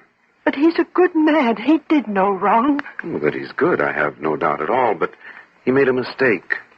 Surely, madam, one must pay for one's mistakes. But he is a good man. He did no wrong. To kill is wrong. The Bible tells you that. An eye for an eye, a tooth for a tooth. He's a good man. He did not kill. But the law says that he did. You threw sand into the eyes of the law. My son did not kill. I only followed the truth, madam. You can save my son. I can't. Believe me, if I could, nothing would stand in my way. Then it's no use. Go back to the city, madam. May you find comfort for your grief. I walked the road from the station with little hope. I'll go back on it with no hope. Time will heal. It always does. Time will not heal me. I'll go down to the grave with my sorrow. Please, Mrs. Swenson. I'll wipe my tears away and go. Oh, I can't find my handkerchief in my pocketbook. The tears blind my eyes. Here, let me help you. But I find this in my pocketbook. Put down that gun. An eye for an eye. Put it down. I'm not Ross. Mrs. Swenson, you killed him. An eye for an eye. You know what you've done. Emily, Do you? Emily. She had a gun hidden in her purse. Oh, Mrs. Swenson, listen to me. You've saved your son, do you hear? Oh, you don't know what you've done. Emily, I'm phoning the president. Yes, Mrs. Swenson, everything's going to be all right now. You didn't kill the district attorney. Oh, Mrs. Swenson, my husband will see to it that... Uncle Walter? Uncle Walter? Billy, come away from him. Uncle Walter! Billy, he's dead. Please, child. Uncle Walter! Uncle Walter, you didn't finish the story!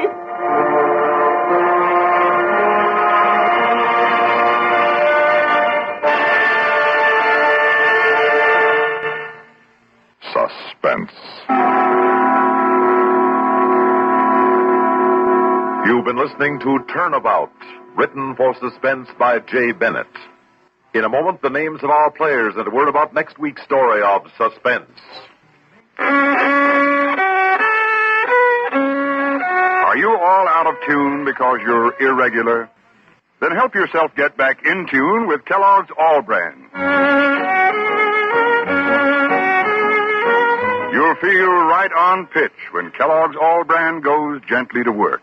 Relieves constipation due to lack of bulk by supplying your system with bulk-forming whole bran. Yes, a daily bowl full of Kellogg's All Bran with milk helps put you right back in tune. The natural way. The good-tasting way, too.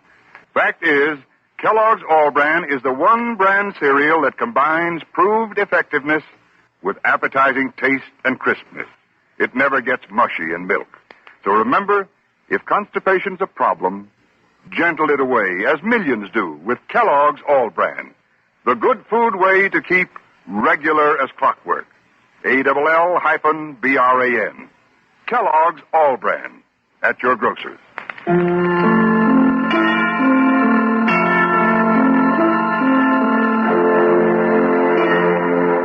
Heard in tonight's story were Leonard Stone as Walter Carlton, Melville Ruick as Martin Ross, and Ginger Jones as Emily Ross.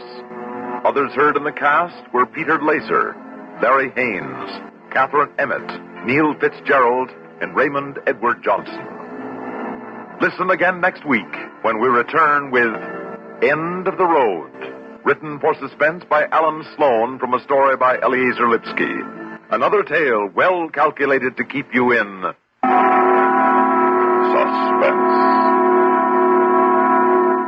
On CBS Radio. From Sunday, January 24th, 1960, Suspense here on Classic Radio Theater with Wyatt Cox. Tomorrow, I should say, on our Thursday edition of the show, we'll have Dean Martin and Jerry Lewis, the Aldrich Family, My Son Jeep, George Burns and Gracie Allen, The Great Gildersleeve, and Fibber McGee and Molly. That'll all be coming up tomorrow. In a moment, we'll take a look at the news from this Sunday in history and an episode of Have Gun Will Travel. That's next when Classic Radio Theater with Wyatt Cox continues. Know what CONELRAD means? It stands for Control of Electromagnetic Radiation. Sounds pretty complicated if you're not an electronic engineer, and yet all you have to do is dial your AM radio to 640 or 1240 in the event of an enemy air attack. And thanks to CONELRAD, you will continue to receive official information. Remember, in times of civil defense emergency, for official news and civil defense instructions, dial CONELRAD at 640 or 1240 on your AM standard radio.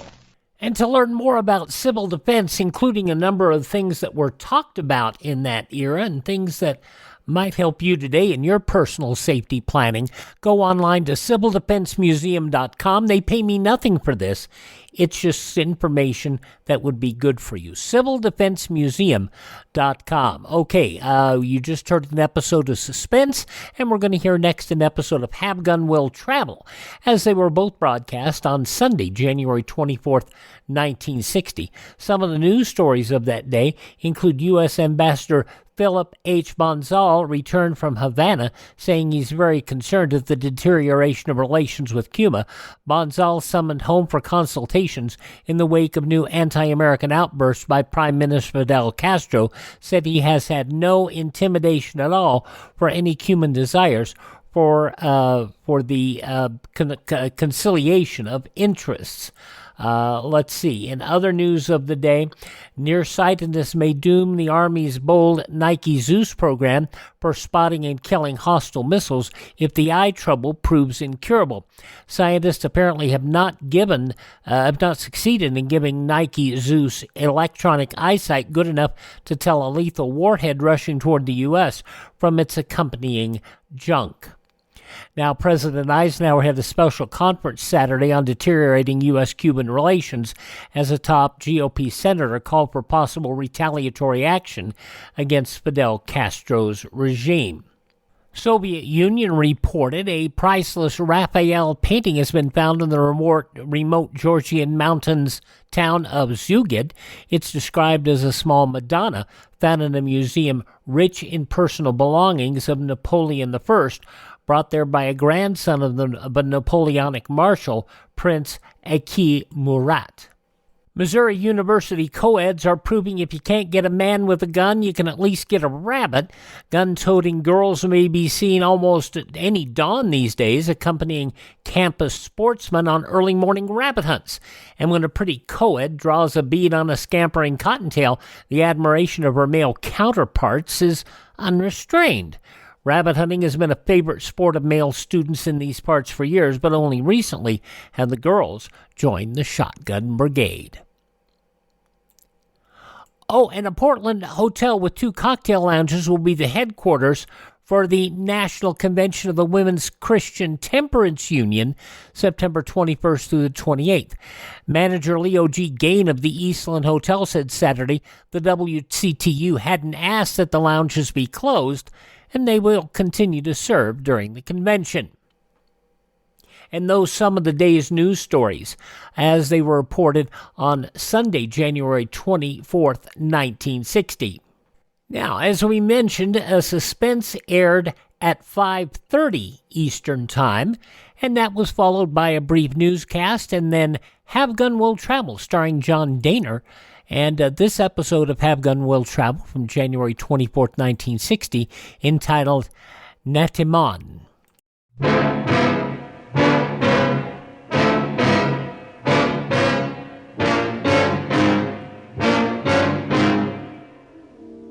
Your husband made his choice 10 years ago. If I interfere now in this life he's made for himself, you are the one who will be hurt.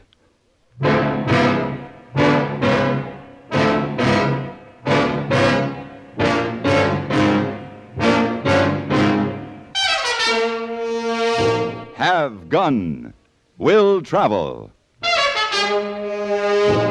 Starring Mr. John Dehner as Paladin. San Francisco, 1875. The Carlton Hotel, headquarters of the man called Paladin.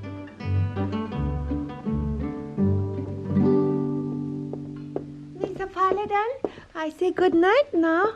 I turned down bed for you. Thank you, Miss Wong. I'm ready for it, all right. Wears a man down to have somebody bare their soul to him. Oh, you spent a long time talk with that man tonight. Well, that man who was here is quite a famous surgeon, Miss Wong, from the East Coast. And he's just learned that he has only 6 months to live. Oh, too bad. Now he's decided he better get his house in order. Oh, time catch up, huh? Uh-huh. He's a dying man, and suddenly his conscience has come alive. Oh, is that? Yeah, 10 years ago, through carelessness, clearly a matter of malpractice, he allowed a patient to die, and he placed the blame on a young doctor working with him. Oh, most deceitful. And there was no way the young doctor could defend himself. He had a very promising career, which naturally was ruined.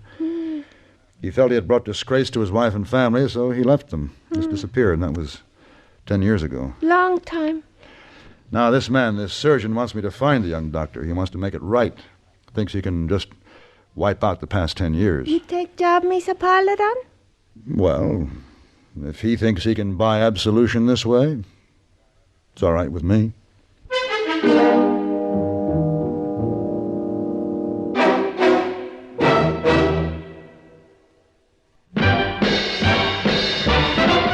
Are you smoking more now, but enjoying it less? Have a real cigarette, have a Camel. The best tobacco makes the very best smoke. Have a real cigarette, have a Camel. Are you looking for flavor and mildness? Have a real cigarette, have a Camel. The best tobacco makes the very best smoke. Have a real cigarette, a real cigarette, a real cigarette, have a Camel. If you're smoking more today, but enjoying it less, try Camels. The Camel blend of costly Turkish and domestic tobaccos has never been equaled for rich flavor, easygoing mildness, real smoking satisfaction every time you light up. The best tobacco makes the best smoke. Have a real cigarette, a real cigarette, a real cigarette, have a Camel.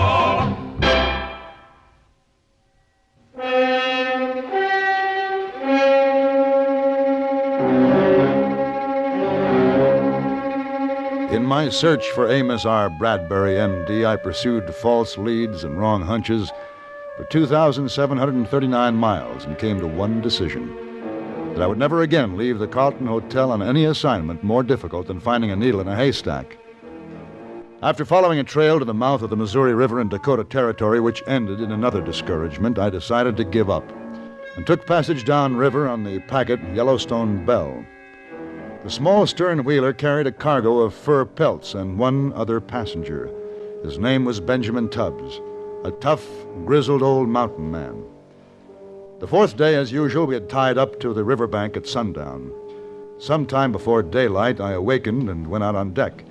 My fellow passenger was standing at the rail.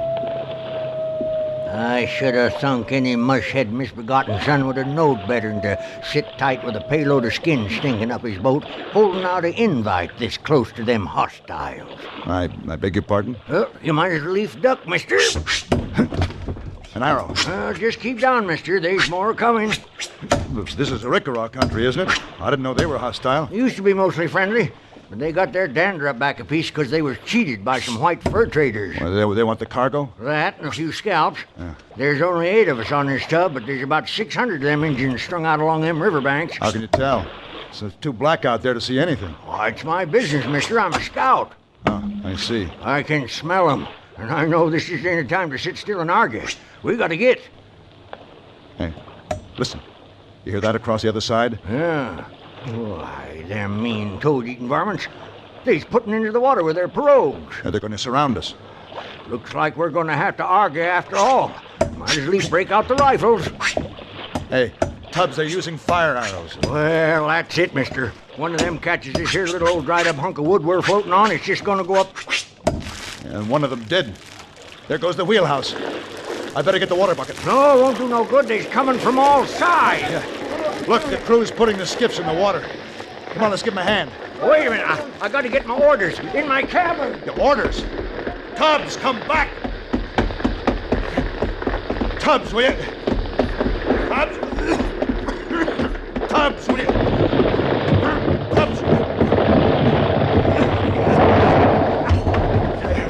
Tubbs, where are you? Over here. Oh, God darn timber fell across my leg and got me pinned. All right. Here, let me get it off. Oh, ain't no use. It's scorching hot, and I'm pinned down tight. Go on, get yourself off this tub. No, I can. There. Oh, I tell you, ain't no use. Go on and get this leg. I think it's busted. I can't move. Here. Give me your arm. Oh, easy now, easy. Sure deal, mister. But we get off this tub, we still got them sneaking redskins to take care of. Well, one thing at a time. Let's go.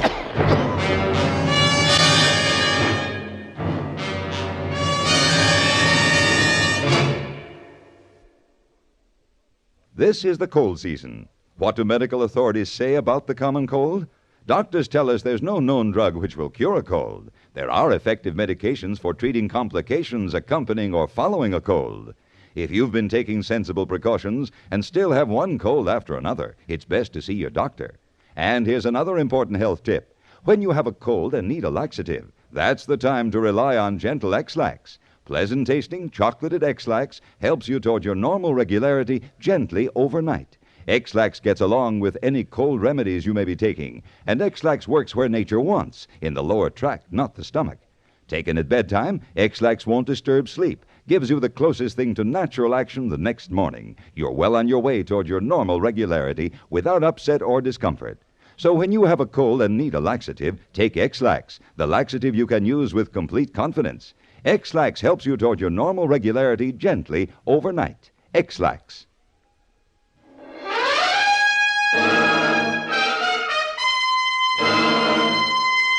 The burning Yellowstone Belle made an eerie glow against the black of the night.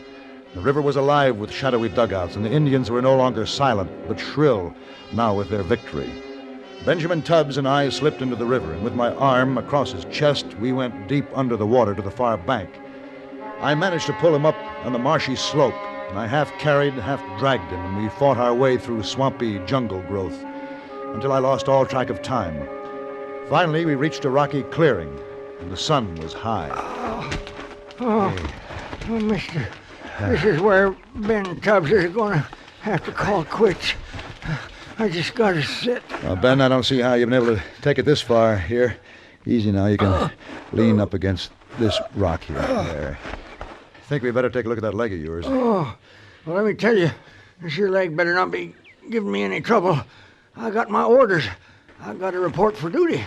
Who are you scouting for? 7th Cavalry. Well, this leg doesn't look too good. Well, it hurts like Billy B. Hey, look up there. Yeah. Looks like an Indian pony. Oh, one Injun. Must be 100 more like it. Just now, Benjamin Tubbs ain't got a lick of fight left in him. Yeah, it's an Indian, all right. Headed right toward us. It's a woman. It's an Indian woman. Wow, no. Wahi no moto. Hey, Nomoto Ohinyan. You speak Sioux language? No, I'm afraid that's about it. Then I speak your language. From high place there on the rocks, I have watched you.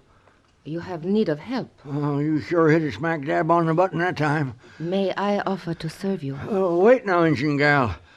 We ran into a peck of trouble with them Arikaras. You know anything about that? I am not of that tribe. I know nothing. I am called Monosea. Monosea, this is Benjamin Tubbs. My name is Paladin. Sight of you sure put a shine on this morning. You're the prettiest little thing I ever did see.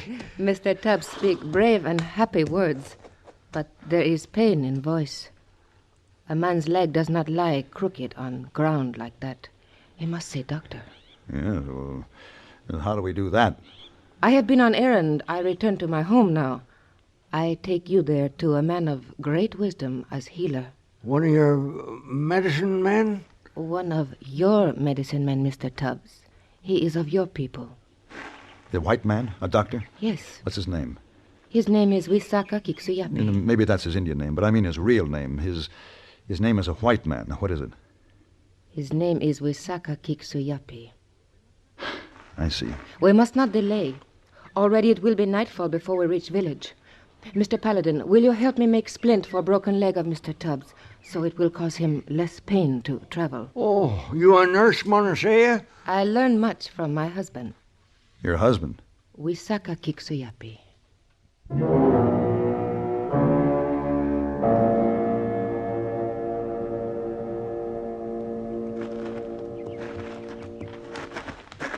It's a good thing we lashed Ben to that saddle. Looks like he's fainted. It is drowsiness from fever. It is not good sign, but it is merciful. He has endured much pain. He's a tough old fellow. Say, Monosea. Yes? The reason I was interested in the name of this doctor, your husband.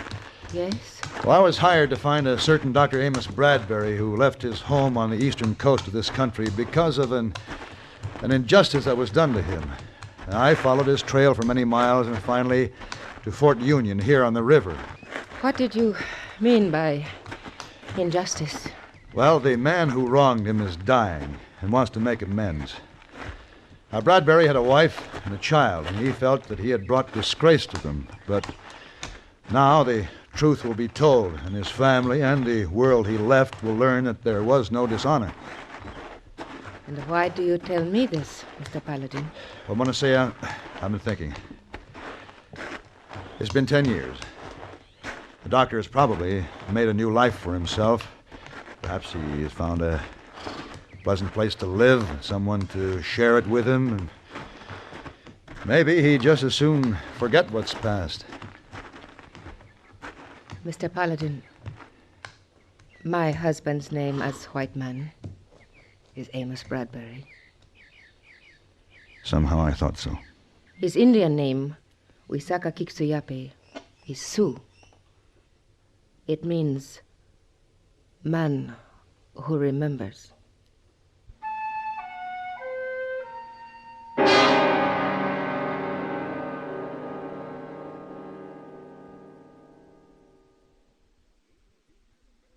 Even if you've had embarrassing dandruff for years, you can get rid of it now in 3 minutes.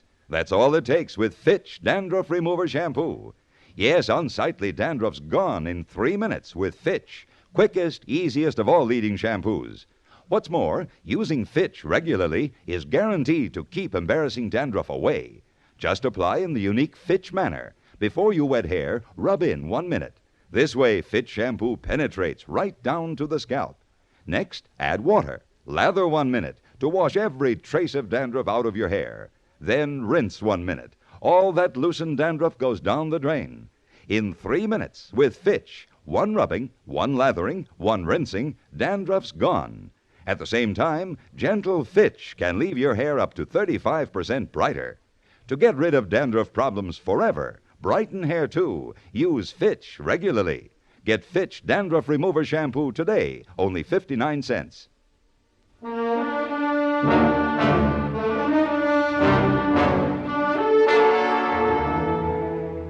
And so, like that, after all the days and all the miles, my search was ended. But it didn't seem to matter just then. More important at the moment was to see that Ben Tubbs got the care he needed. When we reached the Indian village, his condition was serious, and Monasea had some men carry him immediately to a little stone building set up as a hospital. She didn't mention the doctor again that night, nor did I. She bandaged my burned hand, gave me food and a blanket, and I spent the night under a cold sky. In the morning, I went to see Ben. He was lying on a narrow cot in a small, bare room. And when he saw me, he made a quick brush at a big tear on his grizzled old face, scowled and cut loose. That rubber-headed, stinking varmint. Rotten, dumb squat. Ben.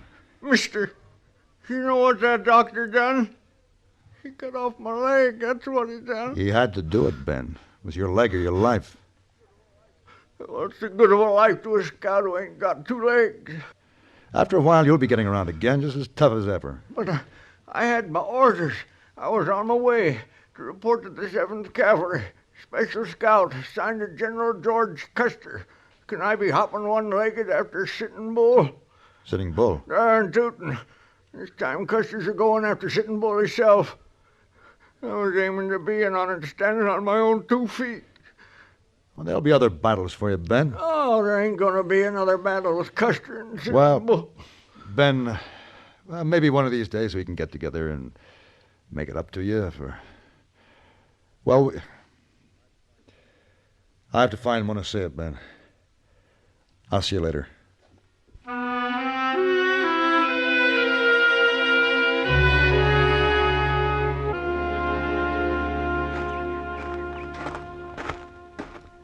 Good morning, Mr. Paladin.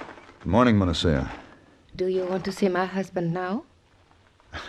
Well, I've been looking for him a long time now, but I'm not quite sure whether I want to see him or not. I do not understand.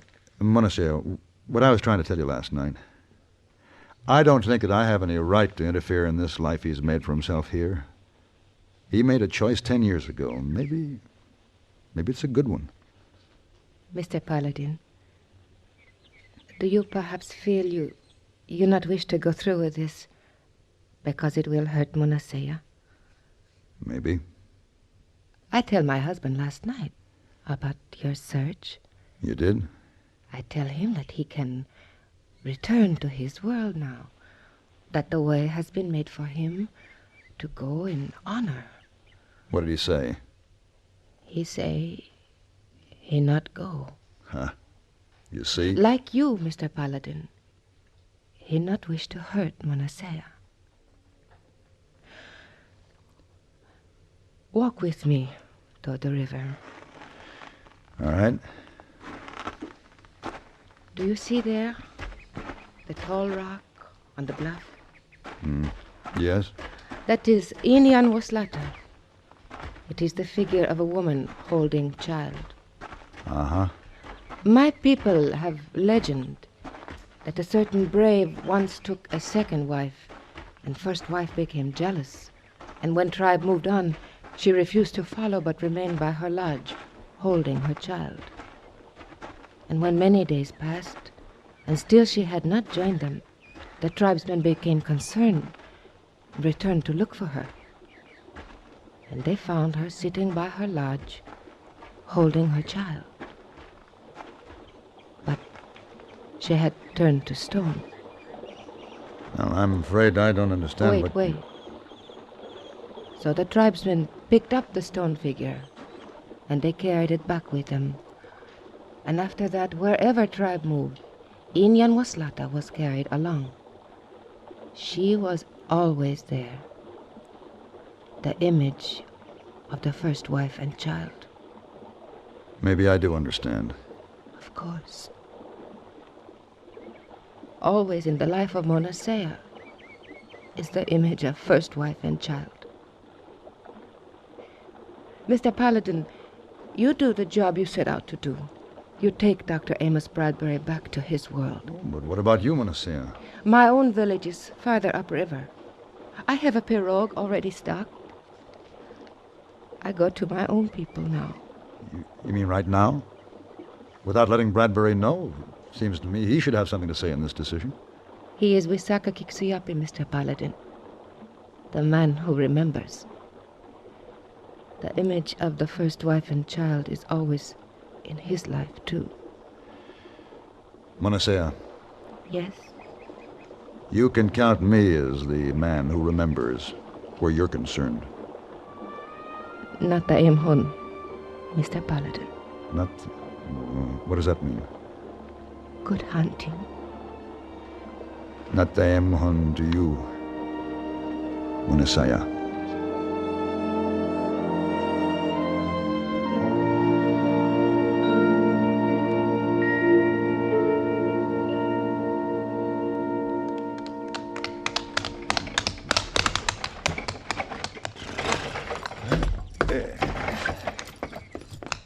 Mr. Paladin, welcome home. Hello, hey boy. Would you get my bag on the seat there, please? Oh, Isa.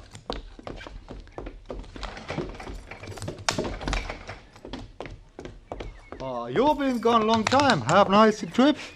Well, I did what I was hired to do. I went in search of a man. I found him. And he seemed grateful that I had. He rejoined his family. I hope it was the right thing. You hope? You don't know? Nope. Why? Well, hey boy, if I hadn't found him, a very lovely woman would still have much happiness in her heart, rather than sadness. Well, who is this woman? I'll explain it to you later, hey boy. Take the bag out to my room, will you please? Yes, sir. I'm going to stop in the bar. I'll be there for a while. Well, good hunting, Mr. Paladin. Good hunt. Not the Imhun. Well...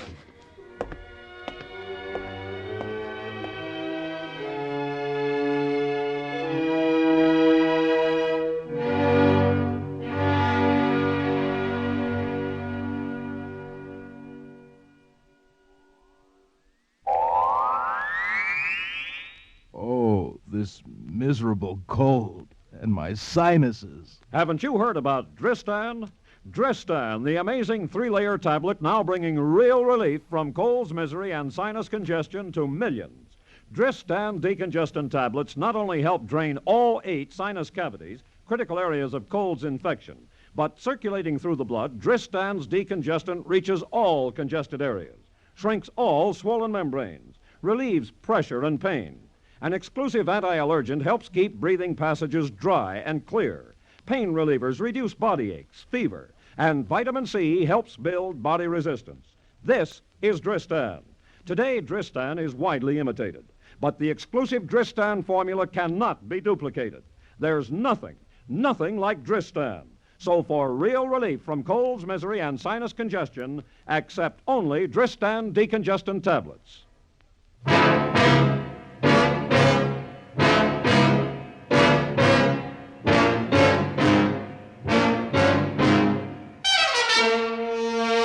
Have Gun Will Travel.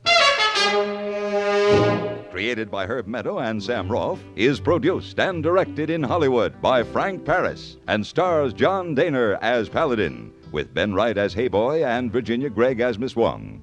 Tonight's story was specially written for Have Gun Will Travel by Ann Dowd.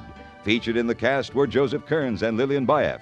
This is Hugh Douglas, inviting you to join us again next week when CBS Radio presents Have Gun Will Travel.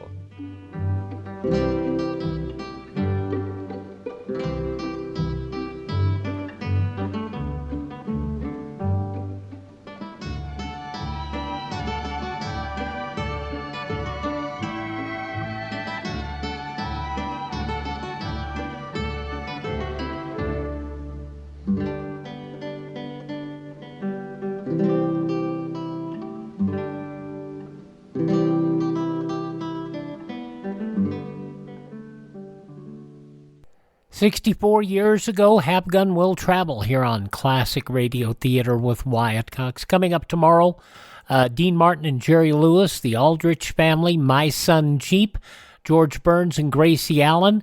Harold Perry is the great Gildersleeve in a show from, I believe, their first season, and Fibber McGee and Molly. Visit our webpage if you want to support this program by going to classicradio.stream. That is classicradio.stream.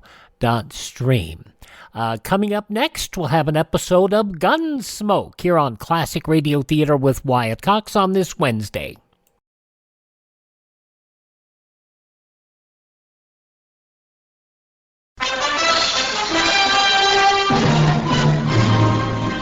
If you are planning a new building, the architect can make inexpensive changes in his design to shield against the dangers of radioactive fallout. This technique is called design slanting, which simply means designing for added fallout protection without adversely affecting the use, appearance, or cost of a building. To learn more about slanting, contact your local civil defense director.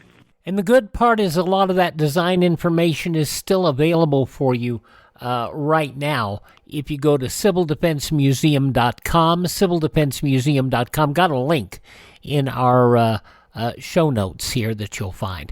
Okay, let's go to January 24th, 1953. William Conrad as Marshal Matt Dillon in an episode of Gunsmoke from 71 years ago today.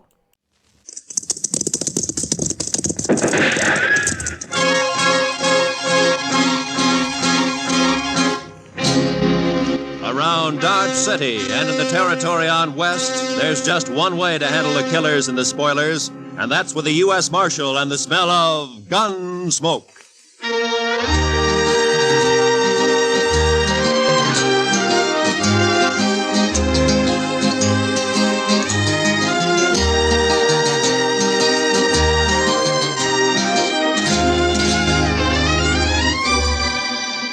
Gunsmoke, starring William Conrad. The transcribed story of the violence that moved west with young America. The story of a man who moved with it. Matt Dillon, United States Marshal.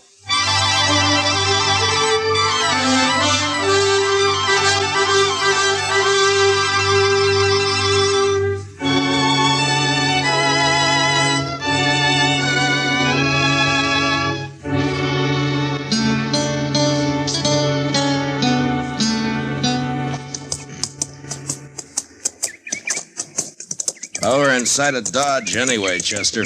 There's Ellen Henry's homestead. Wonder how she'd take to serving up a breakfast, Mr. Dillon. I'm plumb hungry. Well, I'll settle for water and the horses. I don't imagine Ellen has any extra food.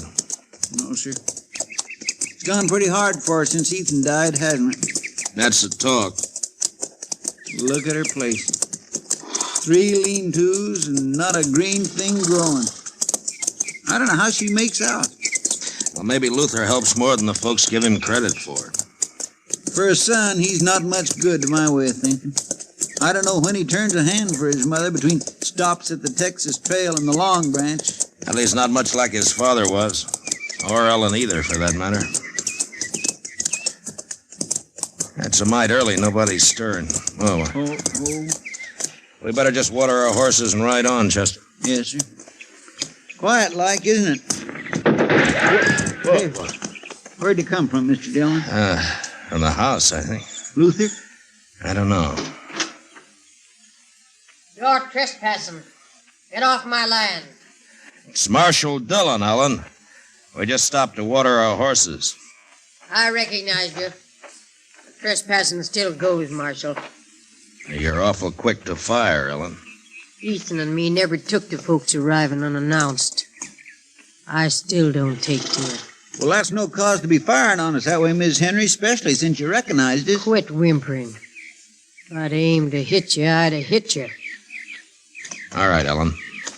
Get off my land and stay off. Just don't you get in any trouble with that rifle, Ellen. I expect you'll hear about it if I do, Marshal. Now get. I don't always aim high. Come on, Chester.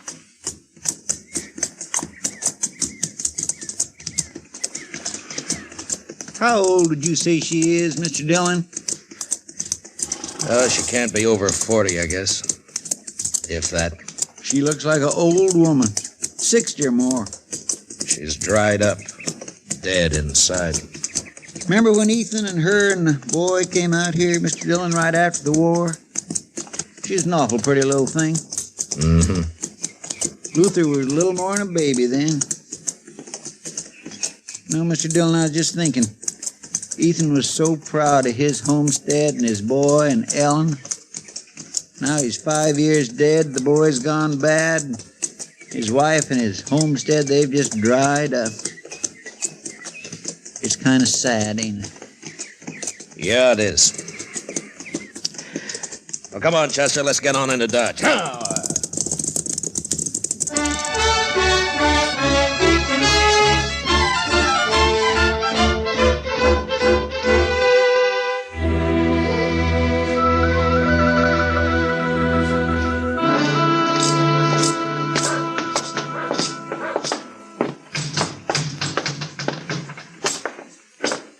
Morning, Marshal. Morning, Chester. Mitch. Oh, Mitch. Well, what'll it be? Set up a bottle of rye, will you? Yes, sir, Marshal Dillon.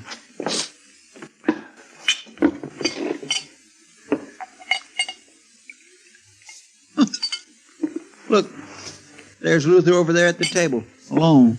Yeah, I saw him. Thanks, Mitch. Wait here, Chester. Yes, sir. Mitch, could I have a little sugar in it?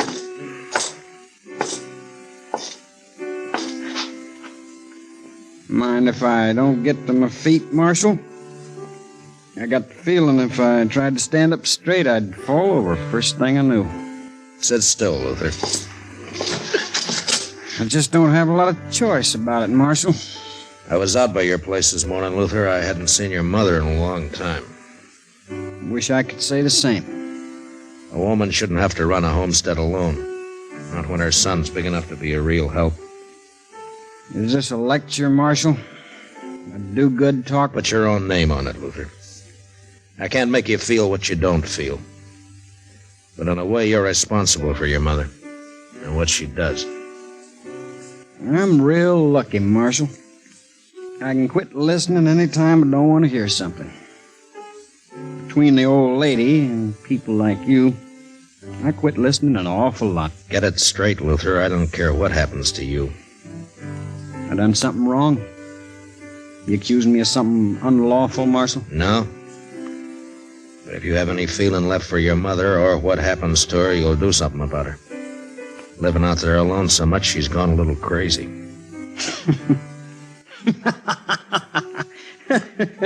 She shot at you. Is that all's concerning you, Marshal? Half the time I do go home, she levels off at me. I got a ride in under fire. Or crawl in on my belly. She's crazy, like you said. I swear, she's crazy. Then you ought to bring her into town. Get a keeper for her. Maybe I would. If I cared what happened to her. I don't care. I don't care at all. Well, that's up to you, Luther. Now, that's just another one of them things I didn't hear you say, Marshal.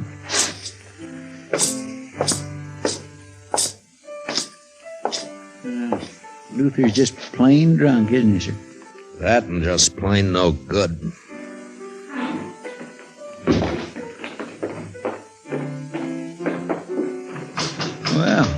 Whatever you said drove him right out of here, Mr. Dillon. Mm-hmm. Well, we haven't been in the office since early yesterday, Chester. All right, sir. Only what? Well, sir, Mitch has got a catalog in the back room, and he's not busy, and he says it's just full of things you can order straight from St. Louis. I thought well... You got extra money, have you, Chester? Oh, no, sir. Well, that is not really extra money, Mr. Dillon. It's just that... Well, Mitch swears you can get underwear from this catalog that don't rub your skin raw, and I'd like to take a look at it. All right, Chester, I'll wait. Yes, sir. Thank you. Oh, Marshal. Oh, hello, Cass. Now, what's on your mind? Talk I heard, Marshal. It's private, like maybe we go to your office. We can do our talking here. I thought you was always of a mind to get me inside there, Marshal, where you could turn the key on me. Maybe I will someday, Cass. Now, come on, speak out. Yeah, I heard talk at Luther Henry Road cattle off Carnes' place last night. Saw you talking with him just now. Wondered if you'd heard the same. Haven't heard a thing, Cass. Odd you wouldn't know. I was out at Dodge last night, all night. I wonder if it's so. Luther didn't give himself away when you talked just now. You're the one who's heard the talk, Cass. I got my rights. I can ask questions of you, Marshal. If a man's herd ain't safe, he's got a right to know. Are you worried for Carnes or for you? If Carnes' cattle can be rode off, mine can. No? I didn't know you had much of a herd. What a man has is his own business, Marshal. I'm asking about Luther and the other rider. They say there was two. If Luther's wrong with the law, I'll get him. Is there anything else on your mind? Thanks, Mitch, for letting me see the book. Not a thing, Marshal. But I don't much like your attitude. I can't see that worrying me too much, Cass. All right, Chester, let's go. Yes, sir.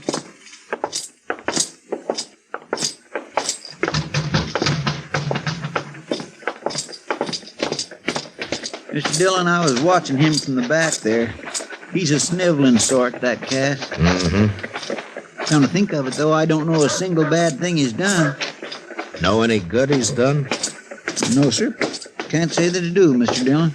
How about you? Did you find out about your fancy underwear? Yes, sir. All right, now we can tend to business, huh? Come on.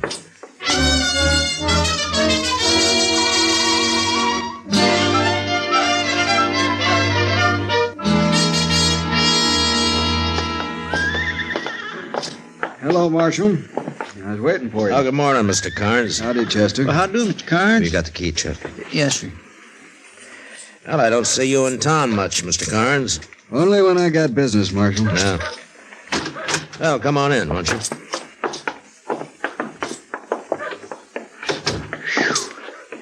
My, it's close in here. We've been away a day and a night, Mr. Carnes. Sure gets close that way. I'll just open up the back. Won't you have a chair, Mr. Carnes? I don't have a long piece to say, Marshal. It don't take long to say some of my cattle were stolen last night. Yeah, I heard. So soon? Yeah, Cass Stetter told me about it a few minutes ago. Well, I don't know how Cass come by the information, but it's true. This is the second time it's happened in the last few weeks. You don't keep much cattle, do you? Hardly any. I suppose 100 head's the most I ever had at one time. Mm-hmm. But last night I lost 5 or 6, about the same time before. Cass was of the mind that Luther Henry did it. I don't know, Marshal. One of my hands said Luther was out at my place the other day just looking around. I got no real reason to suspect him. Only thing I know is that whoever it was rides a horse that shot all the way around. You don't see a lot of that on the prairie. No, you don't. You think there was just one rider, Mr. Carnes?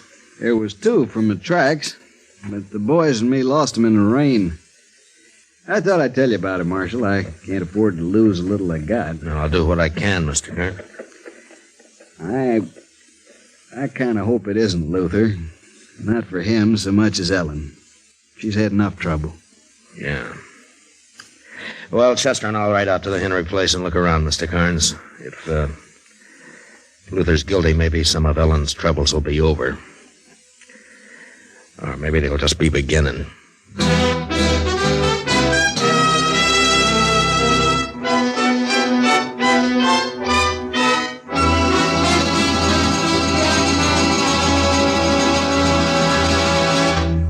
We will return for the second act of Gunsmoke in just a moment. But first, in the 17th annual poll of Noted Daily, CBS Radio won 12 first places. The top poll award, Champion of Champions, went to The Jack Benny Show. Best comedian was Eve Arden on Our Miss Brooks. Best comedian, Jack Benny. Best Master of Ceremonies, Bing Crosby. Bing also won the nod as Best Popular Male Vocalist. Doris Day was rated Best Feminine Pop Vocalist. And so it went in all 12 first places. Now for the second act of Gunsmoke.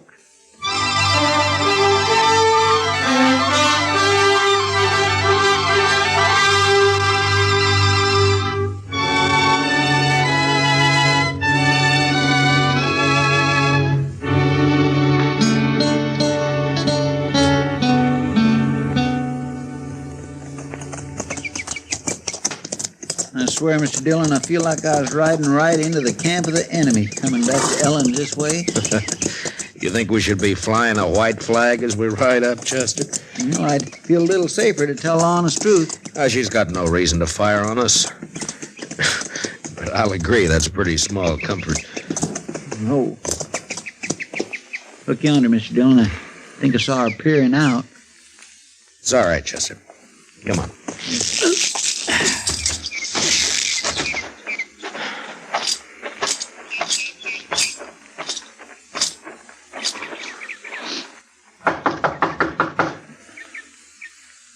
I don't see Luther's horse around. Maybe he isn't here. Well? Afternoon, Ellen. I want to talk a bit about Luther. I got work to do in the shed. I'm going there. You want to talk?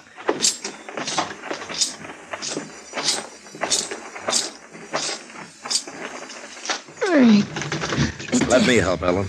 I'll get it.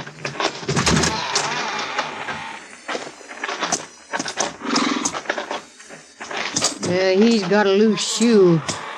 I aim to fix it. Well, we could be a hand, Ellen, if... Yes, I'm proud to. I aim to fix it myself. All right. He wouldn't have shoes if I waited for a man to shoe him. Easy. Easy, Dal. Easy. Oh. You come to talk, Marshal. Yeah, about Luther. Come on. Open. Huh. 2 nails clean out. No wonder it's loose. Carnes lost some cattle last night. 2 riders got off with 5 or 6 head. One of Carnes' hands thinks Luther was one of them. Is he around, Ellen? I told you before. He comes and goes, Luther does. Well, have you seen him since we were here this morning? Don't recall that I have, Marshal. I got other things to occupy my thoughts, like trying to get together enough money to go back to my people. What to do with those nails? Here they are, ma'am. Oh. I'd admire to help you, Miss Henry. I'll do it. That's a fine horse, Ellen, a real fine horse. Shot all the way around. Come on, boy. That was Ethan's way. This your horse or Luther's? Mine. What? That was Luther, Mr. Dillon, and he took your horse. Yeah. Will I make a run after him, sir? Not when he's wild, Chester. I don't want you shot or him either. I just want to talk to him. Hell, he just comes and goes, huh, Ellen? Believe what you want, Marshal. I didn't know he was around. Like I said, I never know or quit caring. Don't worry, Marshal. Luther will get his. He's had it coming to him for a long time. Well, I guess we ride back double, Chester. Yes, sir, we sure do.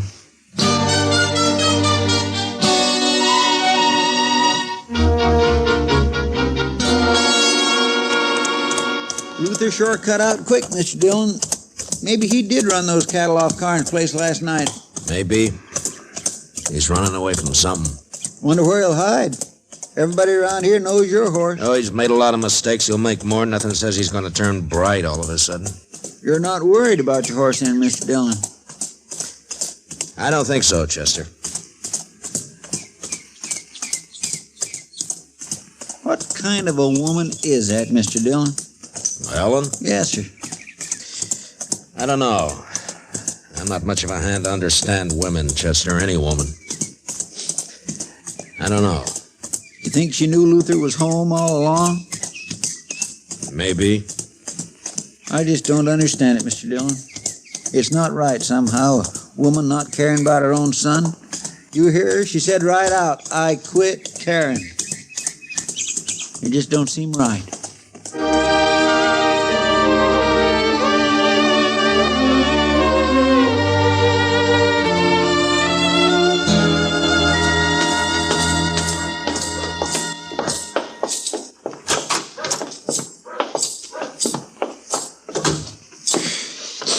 Still mighty close in here.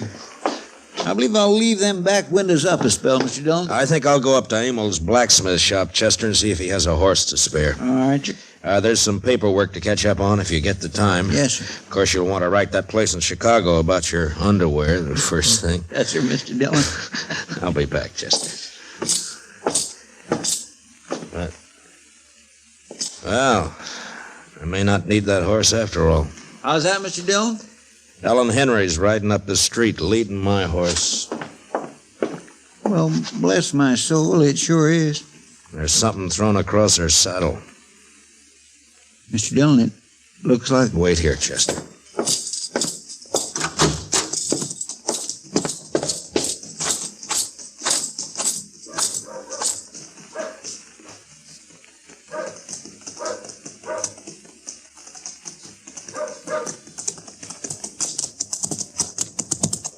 Hello, Ellen?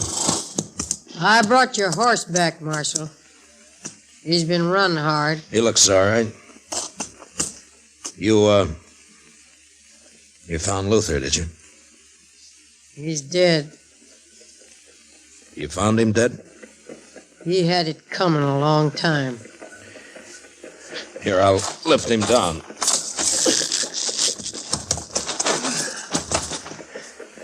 Chester! Easy. Easy, Darryl. Easy.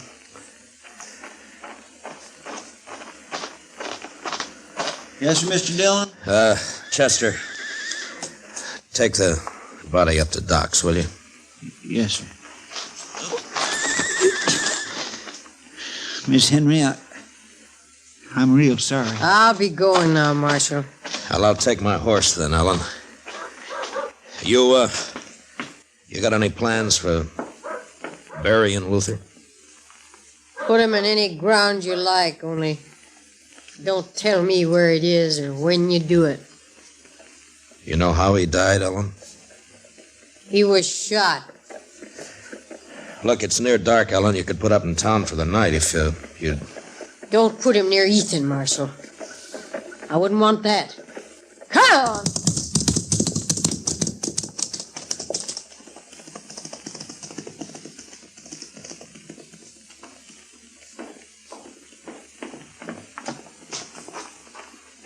Doc's working on Luther now, Mr. Dillon. He's just plumb full of holes. Yeah, I know. Poor Miss Henry. Even though she don't act like it, I just know she feels terrible. Yeah, she's grieving her heart out. Where are you going, Mr. Dillon? I don't think I expressed my sympathy to poor Miss Henry proper.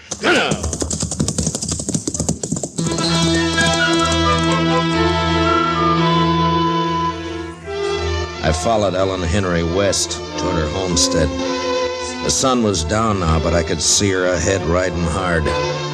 There were clouds to the south and the smell of rain on the easy wind that blew in little circles around me.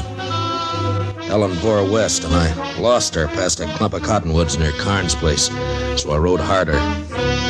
When I came even with the trees, there was just enough sun ray left to see her head south toward the dark clouds.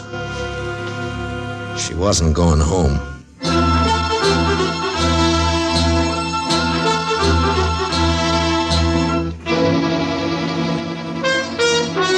It was dark now. I couldn't see anything. The storm clouds stretched black from the south and fastened over half the sky. I rode hard against them till I saw the flicker of lantern shine ahead. It was Cass Stetter's place. I left my horse out away from the house and walked in as softly as I could. Cass and Ellen were having their talk in a cattle shed near the You've house. trusted me before about the money, Ellen. What's the rush this time? My work's done, Cass. It was done last night when Luther and me drove them last few from Carnes' place over here. I want my share and Luther's. Him not cold dead yet, you want to share. Ain't a mother entitled to whatever her son leaves? Mother. You never had no mother feel for him, and him no love for you either. Huh. Ain't you the one to talk about love, though? It takes courage to love with all of you. When the love goes, they take it and bury it in the ground. There's nothing left but hate. I wouldn't kill my own kin. You wouldn't be that honest.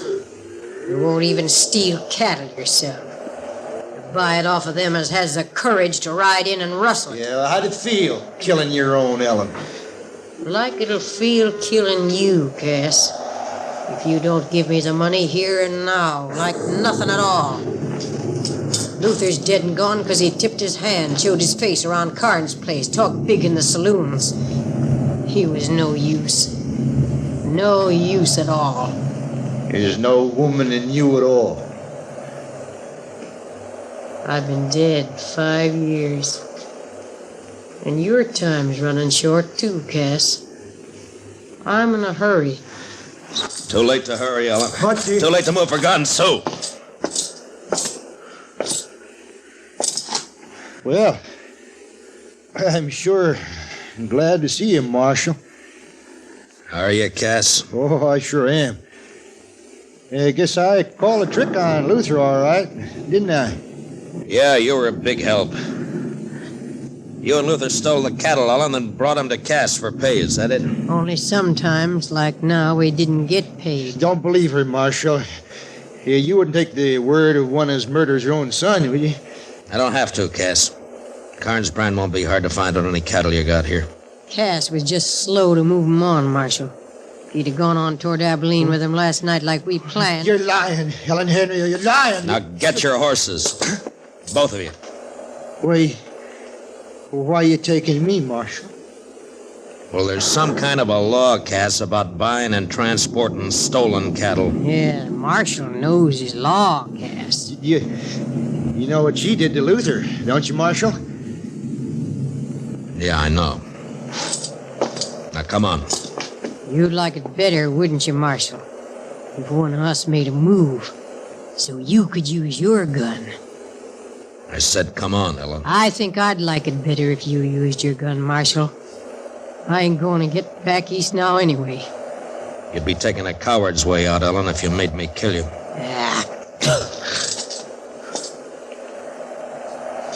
I said, get your horse, Cass. Now make your choice, Ellen. But I don't think Ethan would think much of you. All right, Marshal. I'll go. But mind what I said. Don't put Luther near Ethan. They wasn't the same kind.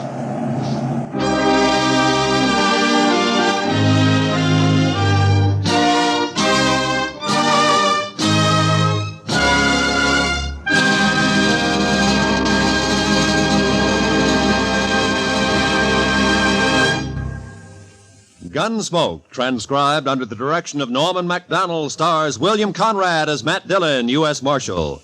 Tonight's story was specially written for Gunsmoke by Kathleen Height, with music composed and conducted by Rex Corey. Featured in the cast were Jeanette Nolan, Sam Edwards, John Daner, Harry Bartell, and Herb Vigran. Parley Bear is Chester. Gunsmoke is heard by our troops overseas through the facilities of the Armed Forces Radio Service. Join us again next week as Matt Dillon, U.S. Marshal, fights to bring law and order out of the wild violence of the West in Gunsmoke.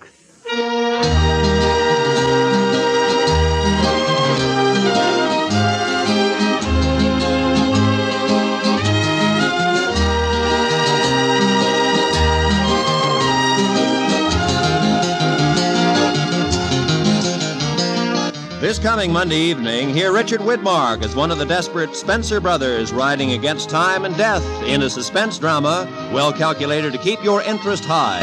Also Monday night, you'll want to hear CBS Radio's Lux Radio Theater starring Joan Fontaine and Joseph Cotton in the strange drama September Affair. Remember, both this Monday night on most of these same CBS radio stations. Suspense and Lux Radio Theater. This is Roy Rowan speaking. America now listens to 105 million radio sets and listens most to the CBS Radio Network.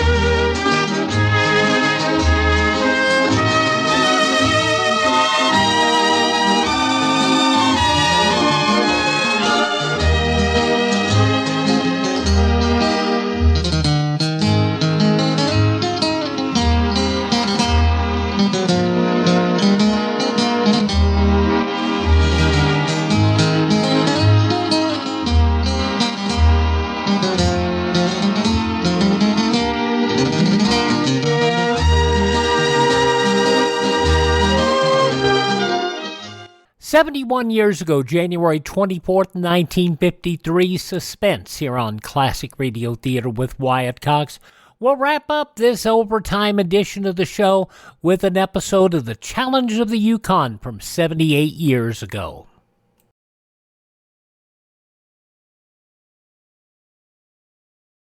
Know what CONELRAD means? It stands for Control of Electromagnetic Radiation. Sounds pretty complicated if you're not an electronic engineer.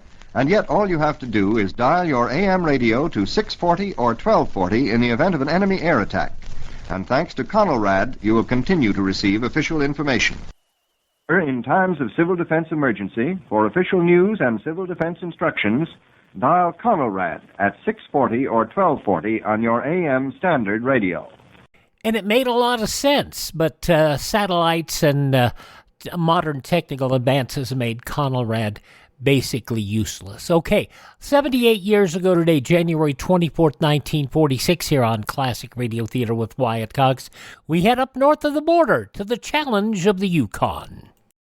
The Challenge of the Yukon. On King! On you Huskies! Wonder Dog King, swiftest and strongest of Eskimo lead dogs, blazes the trail through storm and snow for Sergeant Preston as he meets the Challenge of the Yukon. Sergeant Preston was typical of a small band of Northwest Mounted Police who preserved law and order in the new Northwest country, where the greed for wealth and power led to frequent violence and bloodshed. But in spite of the odds against them, Sergeant Preston and his Wonder Dog King met that challenge, and justice ruled triumphant.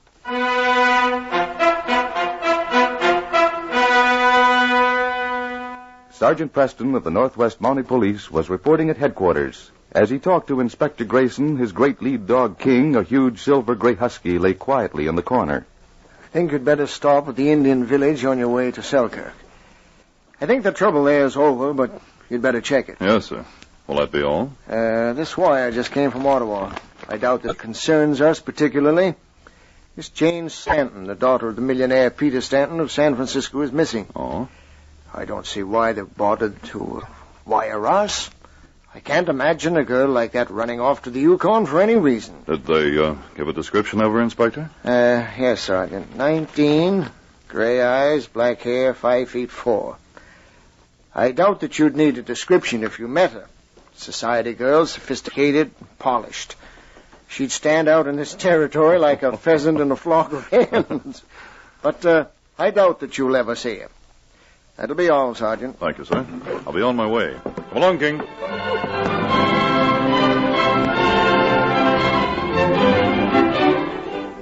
But I tell you, I don't want that stuffy little room in the back. It's dirty and the window's nailed shut.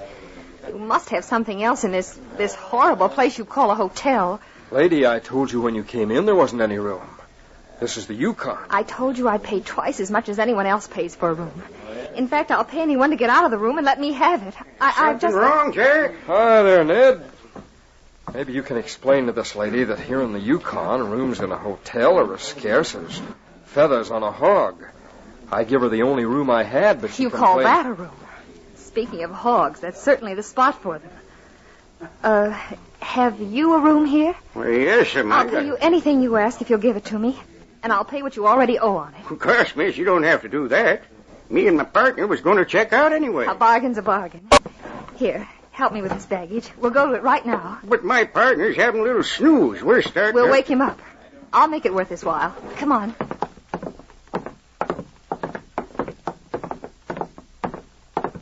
You'd better let me peek in first and see if Jim's respectable. Jim, got all your clothes on? Sure. What do you want to know for? It's all right, miss. You can come in. I got a lady with me, Jim. She's taking over our room. This is my partner, Jim Stebbs, Miss Saunders. Miss Saunders. Jumping crickets, Ned. Why didn't you warn me? Howdy, miss. How do you do? Say, I ain't seen anything as pretty as you since I was a young fella. And that's at least 40 years ago. Well, thank you. How come you're up in this godforsaken place? I guess I really shouldn't have come. I had no idea it was so rough and cold. Sit down here, Miss Saunders. Yeah. You look kind of peaked. Thank you. You know anybody hereabouts? No. Well, now, if there's anything Jim and I can do to help you, we'd be mighty glad. Of course, we're old enough to be your grandfathers, but we've been up in this territory a long while. That's nice of you. I guess I'm going to have some help. I'll pay you well. Why are you always talking about paying for everything? Pay us to get out of the room, pay us to help you, when all the time we'd like to do it for nothing. Well, sure. That's very nice of you. Would you mind shutting the door while I talk to you? Well, of course I will. I hope you can keep a secret. Lady, for anything as pretty as you, Jim and I would have our tongues cut out. Just so. I don't know just how to tell you this. You see, I came up here looking for a man. You mean a husband? Ain't there enough of them in your hometown? Oh, no, not just any man. This man's the one I want to marry. Oh. You see, my father's very wealthy. And Paul, the one I'm trying to find, is very poor. He worked his way through college. He's a mining engineer. Well, he's in love with you, ain't he? I don't see how he could help it. Yes, he's in love with me, but he's very proud. He can't seem to realize that I have more than enough money for both of us. He said he wouldn't come back until he'd made a fortune and could feel independent. Well, sounds like a pretty smart young fella. Wants to stand on his own feet. Can't blame him for that. Oh, but the thing he doesn't realize is that it may be years before he does it. I found out that he came up here. I guess this is the one place where a fortune can be made in a hurry, if you're lucky. If you're lucky, he's right. Ned and me have been up here for 10 years, and all we can do is scrape up a bare living. Yep, we got a claim that just feeds us. We thought we had a mine once, but the gold vein stopped after we just about dug our fool heads off. The thing Paul didn't realize is that I'm perfectly willing to go through all the hardships with him. I thought if I could find him up here, I could convince him, and he'd let me stay. I said back there at the desk that you was a determined young woman. My grandfather made his fortune in the California gold rush. My grandmother was right with him. I've got their blood in my veins, and I'm not soft in spite of all the money I've had. I can ride and I can shoot. And I can take anything that any other woman or man, for that matter, can take. By golly, you're a girl after my own heart. We'll help you find this Paul of yours, and when we find him, we'll try and pound some sense into his head. Jim and I know every Indian prospector in Escobar within 50 miles of here. You just let us smoke around a while. We'll find him. Now, you better stay here in the motel for a week or so. You'll be more comfortable. Our cabin's kind of small, and when we find him, we'll come for you. There's one thing that worries me. Yes? My father in San Francisco doesn't know where I am. He naturally wouldn't approve of this. I left a note, but I didn't say where I was going. And he's probably trying to find me. Well, he sure won't be looking for you way up here in the Yukon. You don't know my father. He's a very determined man. Well, I'll tell you what we'll do. I'll draw you a map. Tell him how to find our cabin. If you get worried, you just come out there. It's way off in the wilderness. And nobody'd think of looking for you there. Oh, that'll be fine. I'll buy a compass, and I'm sure I can find it if necessary.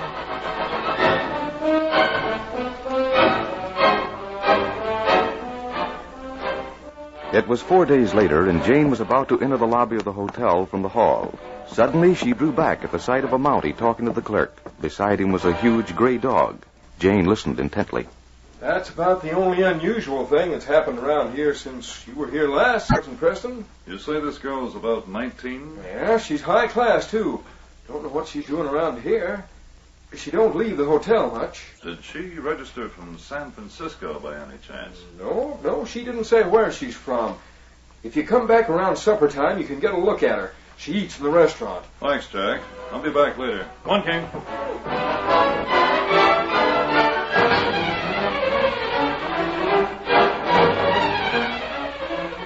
Did you get a good look at Miss Saunders, Sergeant? No, I've been watching for her. She didn't appear in the restaurant at all. Have you seen her? No, that's funny. Wonder if she's sick or something. Perhaps we'd better go to her room and find out. Where is it? It's on the first floor, toward the front, number 2. I'll go with you. Come along, King. You're sure you didn't see her go out? Not this afternoon. She always appears around supper time. Well, she may not be the girl I'm looking for, but that description certainly fits. Here's a room. Miss Saunders? Miss Saunders, are you all right? She's not in there, Jack. And there's a cold draft under this door. Her window must be open. I've got a pass key. Do you want me to open the door? Yes, I think you'd better. She sure ain't in here. And you're right, the window's open. I think the little lady went out this window. Hand me that lantern, Jack. Here you are. Thanks. Yes, she did jump out this window. Her tracks lead back to the hotel. Now, why do you suppose she did that? I don't know, but I'm going to find out. There's a blizzard coming up. That young lady may be getting into trouble.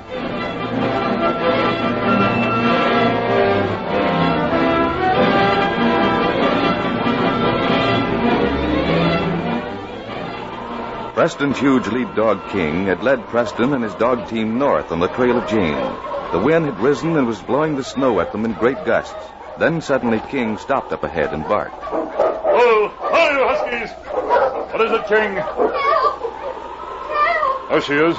We're coming! Oh, help me, please! I'm lost! I've been on your trail for hours. Are you all right? I'm so tired and cold. My hands and feet feel numb. Can you walk back to my sled? I must get you to shelter as soon as possible. I was trying to find a cabin. Ned James and Jim Stibbs. Well, you were going in the wrong direction, young lady. But their cabin's closer than anything else. Come on, I'll take you there.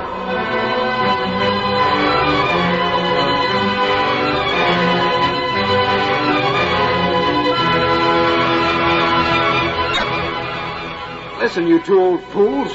Let me out of here. When I said I'd look this mine over for you, I didn't expect to be held prisoner in it. Now, Paul, you just calm down. You won't have to stay there longer than tomorrow. You'll be mighty glad when you find out why we did it. I think you're both a couple of maniacs. If I ever get out of this mine shaft, I know 2 old goats who are going to be mighty sorry they locked me up. Well, you're perfectly comfortable, ain't you? You got lots of food, a lantern, a sleeping bag. We just give you some hot soup through this hole in the door. I don't care how comfortable I am. I want to get out. Well, I'm going to town in the morning as soon as this storm is over.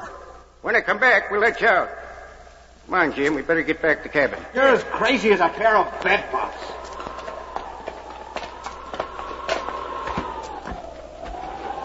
Hot-tempered young feller, ain't he? Sure is. Can't blame Miss Saunders for liking him, though. He's big, good-looking, and mighty smart. I feel kind of guilty getting him into that old abandoned mine. He was so serious about looking it over. Hey, that's a dog team. Wonder who's out in this storm. All there. Say, that's Sergeant Preston. Hello, Sergeant. I found a young lady wandering around in the storm. She seems to be looking for you two. It's Jane Saunders. I got lost looking for your cabin. Miss Saunders. Jim, you go get Paul right away. I sure will. We found him for you, Miss Saunders. Took us 3 days, but we had lots of help. Oh, you found Paul? Well, I don't know what this is all about, but I think we'd better get Miss Saunders into your cabin. She's half frozen. Sure. Come on in.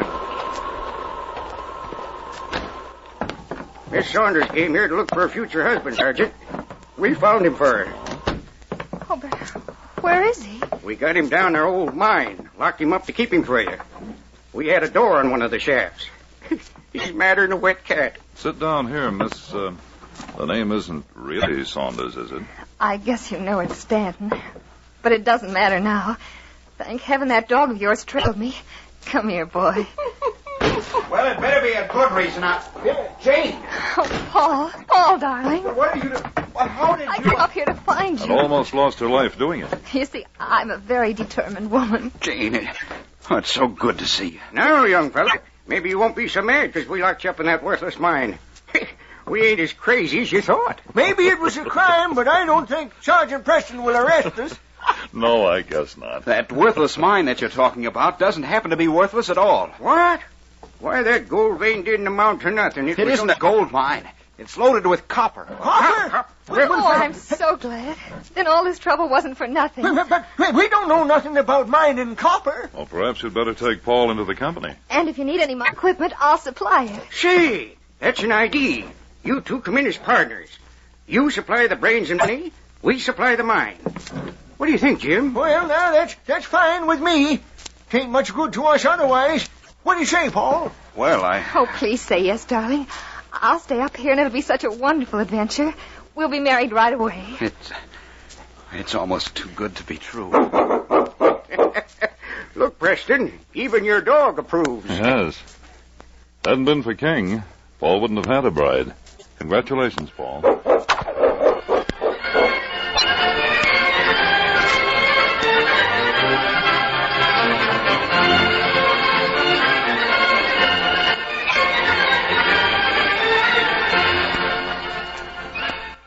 These copyrighted dramas originate in the studios of WXYZ Detroit, and all characters, names, places, and incidents used are fictitious.